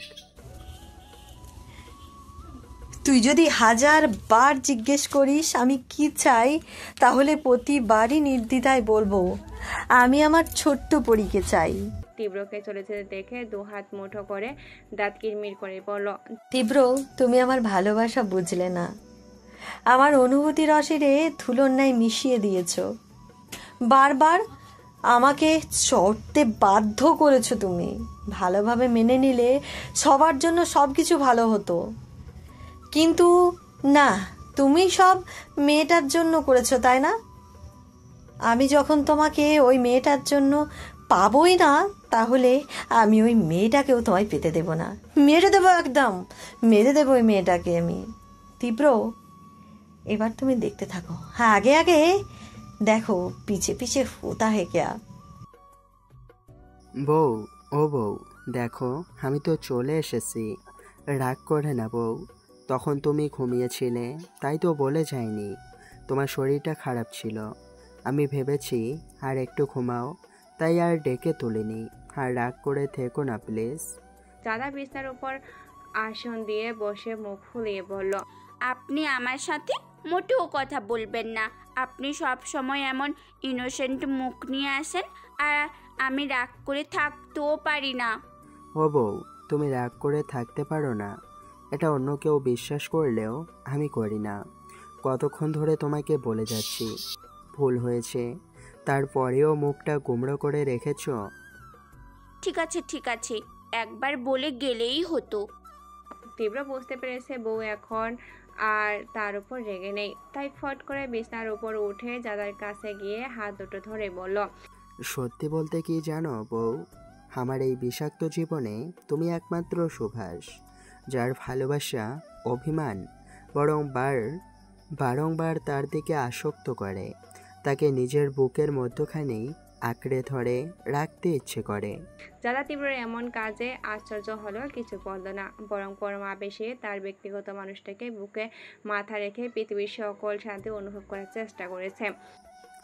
আমার জীবনের লুকায়িত কিছু যদি তুমি জানো, তাহলে কি আমাকে ছেড়ে চলে যাবে ছোট্ট পরি? আপনার লুকায়িত কি, আপনার যদি আরও গোপন কিছু থেকে থাকে, তাও আমি মেনে নিয়ে আপনার সাথে থাকবো। শুনুন কিম সাহেব, আমি আপনাকে এ জন্মে কেন, কোনো জন্মেই ছেড়ে যাব না। তীব্রজাতার এমন কথা শুনে কিছুটা ভরকালো। তার ছোট্ট পরি তাকে এত ভালোবাসে, আর সে কিনা তার এত বড় একটা সত্যি তার থেকে লুকিয়ে রেখেছে। সে কি বলে দিবে তার সত্যিটা, নাকি এভাবে লুকিয়ে রাখবে? না, তার সব সত্যিটা বলে দেবে তার ছোট্ট পরীকে। তা না হলে যদি কোনোদিনও জেনে যায়, ভুল বুঝে যদি আবারও তার থেকে দূরে চলে যায়, না না না, এটা দেওয়া হতে যাবে না। দরকার হলে তার ছোট্ট পরীকে সব সত্যি বলে দিবে, তাও তার ছোট্ট পরীকে তার থেকে দূরে যেতে দেবে না। ছোট্ট পরি, তুমি আমাকে যেমন ভাবছো আমি মোটেও তেমন নই। আমি যেমন ভাবছি আপনি তেমনই বুঝেছেন আমার কিম সাহেব। আমি কোনো সাধারণ মানুষ নই। দাদা আবার একটু বিরক্তিকর কণ্ঠে নিয়ে বলল, তাহলে কেমন? হ্যাঁ, আসলে আমি কোনজন লিডারের মাফি। দাদা তীব্রকে আর কিছু বলতে না দিয়ে তীব্রর বুক থেকে উঠে বিছনা থেকে নেমে একটা চেয়ার আলমারির সামনে টেনে তার উপর দাঁড় হয়ে পা দুটো উঁচু করে কিছু একটা নামালো। যতটা সাহস, মনে সাহস নিয়ে জিনিসটা নামালো, সেই সাহসটা আর রইল না। জিনিসটা হাতে নেওয়ার পর কোমল হাত দুটো মধু মধু কাঁপছে, সাথে কাঁপছে ছোট্ট শরীরখানা। 2-3 বার ঠক গিলে ঘুরে দাঁড়ালো তীব্রর দিকে। তীব্র দাদার এর আচরণের মানে বুঝতে না পেরে ভুরু জোড়া কুচকালো, হাত দিয়ে কিছু একটা বোঝালো, যার মানে কি? দাদা তীব্রর ইশারা বুঝে নিজেকে ধাতস্থ করে সজোরে একটা নিঃশ্বাস ফেলে আস্তে করে নেমে তীব্রের কাছে শান্তভাবে বসে বলল, কি কিম, এই জিনিসটা আপনি সেদিন খুঁজেছিলেন তাই না? তীব্র দাদার হাতে নিজের বরস্ত বন্দুকটা দেখে আরেক চোখা অবাকের চরম সীমায় পৌঁছায়। অবিশ্বাসের স্বরে বলল, তুমি এটা কোথায় পেয়েছো? মনে আছে কিম, লন্ডনে থাকতে একদিন সন্ধ্যাবেলায় আপনি তাড়াহুড়ো করে কোথায় জানি চলে গিয়েছিলেন? হ্যাঁ। সেদিন আমি আপনার এই বন্দুকটা পাই। অতীত। বউ, আজ আমার একটু ফিরতে লেট হবে, অপেক্ষা করবে না, খেয়ে শুয়ে পড়বে। কিছুক্ষণ আগেই তো বাসায় ফিরলেন, এখন আবার এত তাড়াহুড়ো করে কোথায় যাচ্ছেন? তীব্র দাদার কথায় কোনো উত্তর না দিয়ে চজ্জলটি আফিমকে নিয়ে বাসা থেকে বের হয়ে গেছে। দাদার এই বিষয়ে মাথা ঘামালো না। লোকটা প্রায় এমন করে। তপ্ত একটা নিঃশ্বাস ফেলে অগোছল রুমটার দিকে একবার তাকে গোছাতে শুরু করেছে। রুমটা সুন্দর মতো গোছগাছ করে একটু বিশ্রাম নেওয়ার জন্য বিছানায় ধপ করে শুয়ে পড়ে। শুয়ে রুমটার চারিদিকে দেখছে। দেখতে দেখতে এক পর্যায়ে আলমারির কাছে একটা বক্স চোখে পড়ে। আজ বলতে ভুল হবে, এখানে আসা অব্দি এই বক্সটাই রেখেছে। তবে বক্সটার ভিতরে কি আছে কোনোদিনও দেখার আগ্রহ জাগেনি। কেন জানি আজ হঠাৎ করে বক্সটার ভিতরে কি আছে দেখার আগ্রহটা জেগেছে। তাই ফট করে বিছানা থেকে উঠে সোজা বক্সটার কাছে চলে যায়। খাফলা বাজে বক্সটা খোলা হয়েছে, বক্সটায় পাসওয়ার্ড দেওয়া, কিন্তু মনে যখন সাড়া দিচ্ছে বক্সটায় কি আছে দেখার জন্য, তখন তো শেষ অবধি চেষ্টা করে যাবে বক্সটায় কি আছে দেখার জন্য। কিছুক্ষণ ভুলভাল পাসওয়ার্ড দিয়ে চেষ্টা করে যখন দেখলো ফলাফল শূন্য কোঠায়, তখন মন খারাপ করে আবারও বিছানার পাশে এসে বসে। হঠাৎ দুটো শব্দ মাথায় আসতেই দৌড়ে গিয়ে বক্সটার কাছে গিয়ে শব্দ দুটো বসাতেই ঠাস করে বক্সটা খুলে যায়। সাথে বক্সটার পিছনে থেকে দরজার মতো কিছু একটা খুলে যায়। না, এটা শুধু দরজার মতো নয়, এটা একটা দরজা, গোপন দরজায়, যেটা কেউ কোনোদিনও বুঝবে না। দাদার রুমে এমন দরজা আছে দেখে কিছুটা ফরকালো, তবু দমে না গিয়ে দরজার ভিতরে ঢুকলো। ভিতরে কি আছে দেখার জন্য। ভিতরে এসে তো একের পর এক চমক খাচ্ছে। রুমের ভিতরে ছোট্ট বড় ধরনের যত অস্ত্র ছিল সবাই আছে, সাথে আছে ছোট্ট বড় সব ধরনের বন্দুক। তবে রুমটা একেবারেই পরিষ্কার, নেই কোনো ময়লা আবর্জনা। তবে দেখলে মনে হয় এটা কোনো গোপন কক্ষ নয়, এটা একটা ধুমঘর। দাদা এত তো অস্ত্র বন্দুক দেখে নিজেকে আর স্থির রাখতে পারলো না। ওখান থেকে ছোট্ট একটা বন্দুক হাতে নিয়ে ছুটলো দিবার ঘরের দিকে। দিদি বা, কি হয়েছে? এভাবে হাসছিস কেন? আর তোকে এত টেন্স দেখাচ্ছে কেন? আচ্ছা দিবা, কোনো বিজনেসম্যান বা কোনো বড়লোক মানুষের কাছে অনেক অনেক বন্দুক, ধারালো অস্ত্র থাকে। তুই হঠাৎ এ প্রশ্ন জিজ্ঞেস করছিস কেন? যা জিজ্ঞেস করছি সেটা বল না। যাদের কথা শুনে দিবা বুঝতে পারছে যারা এখন সিরিয়াস মোডে আছে, তাই ও সিরিয়াস হয়ে প্রশ্ন করলো, বিজনেসম্যান বা বড়লোক মানুষদের কাছে বন্দুক থাকে, বাট ধারালো অস্ত্র এইসব জাতীয় কিছু থাকে না। তবে এই বিজনেসম্যান বা বড়লোক শুধু নিজেদের আত্মরক্ষার্থে বন্দুক ব্যবহার করে। নিজেদের অনেক বিপদ হতে পারে, তাই তারা সাধারণত এই জিনিসটা ব্যবহার করতে পারে। তাছাড়া বড় বড় বিজনেসম্যান তাদের অনেক শত্রুও থাকে, তাই সচরাচর এইসব মানুষদের কাছে বন্দুক থাকে, বাট অস্ত্র জাতীয় কিছু থাকে না। বুঝেছিস? এখন বল, তুই এইসব জানিস তাহলে জিজ্ঞেস করছিস কেন? দাদা দিবার কথা শুনে পরপর 2-3টা ঠক গিলে আবারও বলল, দিবা, আর যদি কোনো মানুষের কাছে বিভিন্ন ধারালো অস্ত্র, অনেক অনেক বন্দুক থাকে, তাও যদি নিজের বাড়ির ভেতরে গোপন রুমের ভেতরে থাকে, তাহলে তারাও কি নিজেদের রক্ষা করতে গোপন দরজায় রাখে?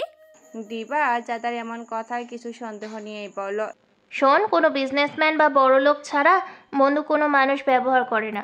আর তুই যা বলছিস, যদি গোপন রুম থেকে থাকে, তাহলে এটা হতে পারে ডিটেকটিভ যারা তাদের এমন একটা রুম থাকতে পারে, কিন্তু তুই এসব জিজ্ঞেস করছিস কেন? কিন্তু তীব্র তো কোনো ডিটেকটিভ না, তাই না? দিবা যাদের এমন কথায় বারবার বিরক্ত হচ্ছে, কিন্তু মেয়েটা খুবই সিরিয়াস, তাই তখন থেকে ফালতু প্রশ্ন উত্তর দিয়ে যাচ্ছে। কিন্তু এখন তীব্রকে নিয়ে বলতে দেখে আশ্চর্য হয়ে বলল, আরে তুই জানিস না ভাইয়া একজন বিজনেসম্যান, তাহলে সে ডিটেকটিভ কেন হতে যাবে? আমারও ঠিক এটাই প্রশ্ন। যদি ডিটেকটিভ না হয় তাহলে একজন মানুষের গোপন রুমে এত এত অস্ত্র রাখার মানে হতে পারে কি? শোন, তুই কি বলছিস আমি বুঝতে পারছি না, তবে তোর কথা অনুযায়ী ডিটেকটিভরা নিজেদের গোপন রুমে অস্ত্র রাখে নিজেদের রক্ষার্থে, আর ডিটেকটিভ ছাড়া এমন কাজ করে মাফিয়ারা, যারা নিজেদের কুকর্মের জন্য হাজার হাজার অস্ত্র নিজেদের গোপন রুমে রেখে দেয়, যেখানে তাদের পাপের রাজ্য গড়ে তোলে। কিন্তু এইরকম গোপন রুম অস্ত্র ডিটেকটিভ বা মাফিয়া ছাড়া আর কেউ রাখে না, কোনো বড়লোক বা বিজনেসম্যানও রাখে না, বুঝতে পেরেছিস? আমি তোকে এটাই বলতে চাচ্ছি, তীব্র কোনো ডিটেকটিভ নয়, উনি একজন বিজনেসম্যান। তোর কথা অনুযায়ী বিজনেসম্যানরা গোপন রুমে এত অস্ত্র রাখে না, বাকি রইল মাফিয়া। তাহলে তীব্র জাদা আর ভাবতে পারল না, মাথা চেপে ওখানে বসে পড়ল। দিবা জাদাকে মাথা চেপে বসে পড়তে দেখে দৌড়ে ওর কাছে গিয়ে ব্যস্ত কণ্ঠে বলল, এই জাদু, তোর কি হয়েছে? এমন করছিস কেন? জাদা দিবাকে রুমের সব ঘটনা বলে দিবাকে জড়িয়ে ধরে হু হু করে কেঁদে উঠল। দিবা জাদার মনের অবস্থা বুঝতে পেরে মাথায় হাত বুলিয়ে বোঝানোর জন্য শান্ত কণ্ঠে বলল, বোকা মেয়ে, এর জন্য এত ভয় পেলে বাচ্চাদের মতো কান্না করছিস? দিবা, তুই ভাবতে পারছিস উনি একজন মাফিয়া, আর আমরা সাধারণ দুটো মেয়ে ওনাদের মাঝেই আছি। যদি আমাদের মেরে ফেলে? ভয়ে তোর মাথা পড়ে গেছে। তুই শুধু খারাপ দিকটাই সব সময় দেখিস, ভালো দিকটা তোর চোখে পড়ে না। দেখ, আমরা ওনাদের সাথে কতদিন ধরে আছি। আমাদের যদি ওনাদের মেরে ফেলার উদ্দেশ্য হতো, অনেক আগেই মেরে ফেলতে পারতো।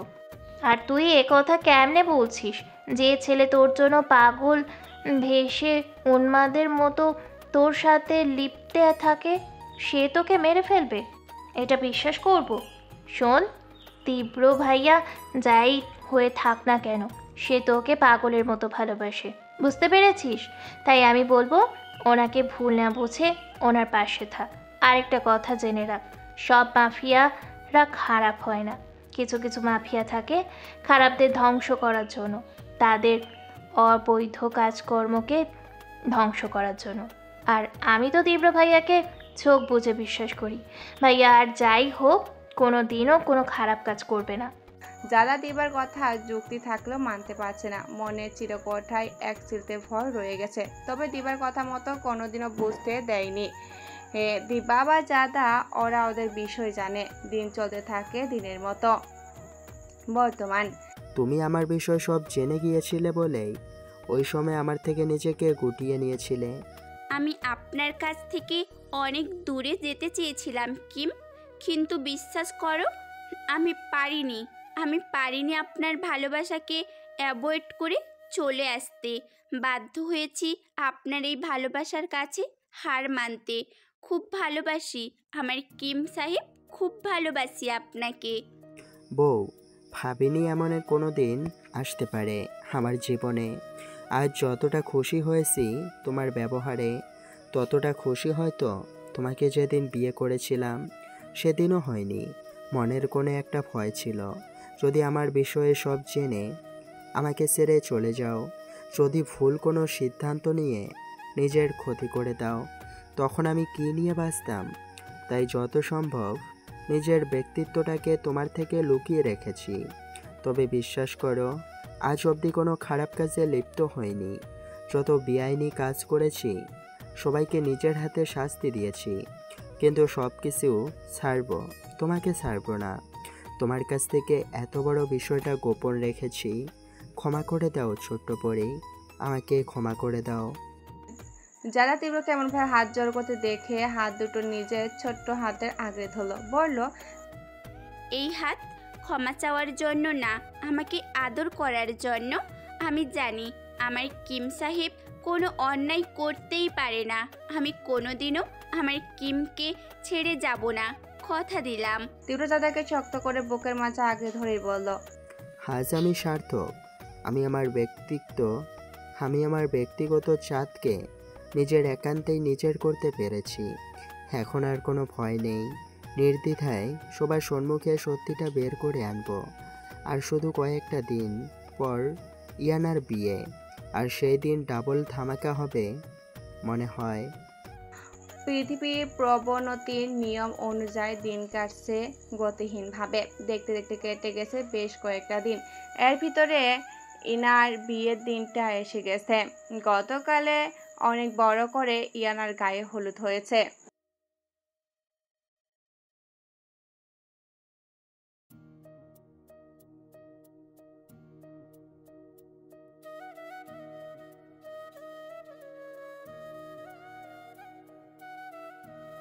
আগামীকাল এই গল্পটা শেষ করব, তবে শেষে ভাবতেছি এই গল্পতে একজনকে মেরে ফেলবো। আপনারা আপনাদের মতামত কমেন্ট করে জানাবেন যে গল্পতে দিবাকে মেরে ফেলবো নাকি জাদাকে মেরে ফেলবো। অবশ্যই কমেন্ট করতে ভুলবেন না। এতক্ষণ গল্পটা দেখার জন্য আপনাদের সবাইকে ধন্যবাদ। ভালো থাকবেন, সুস্থ থাকবেন। আল্লাহ হাফেজ।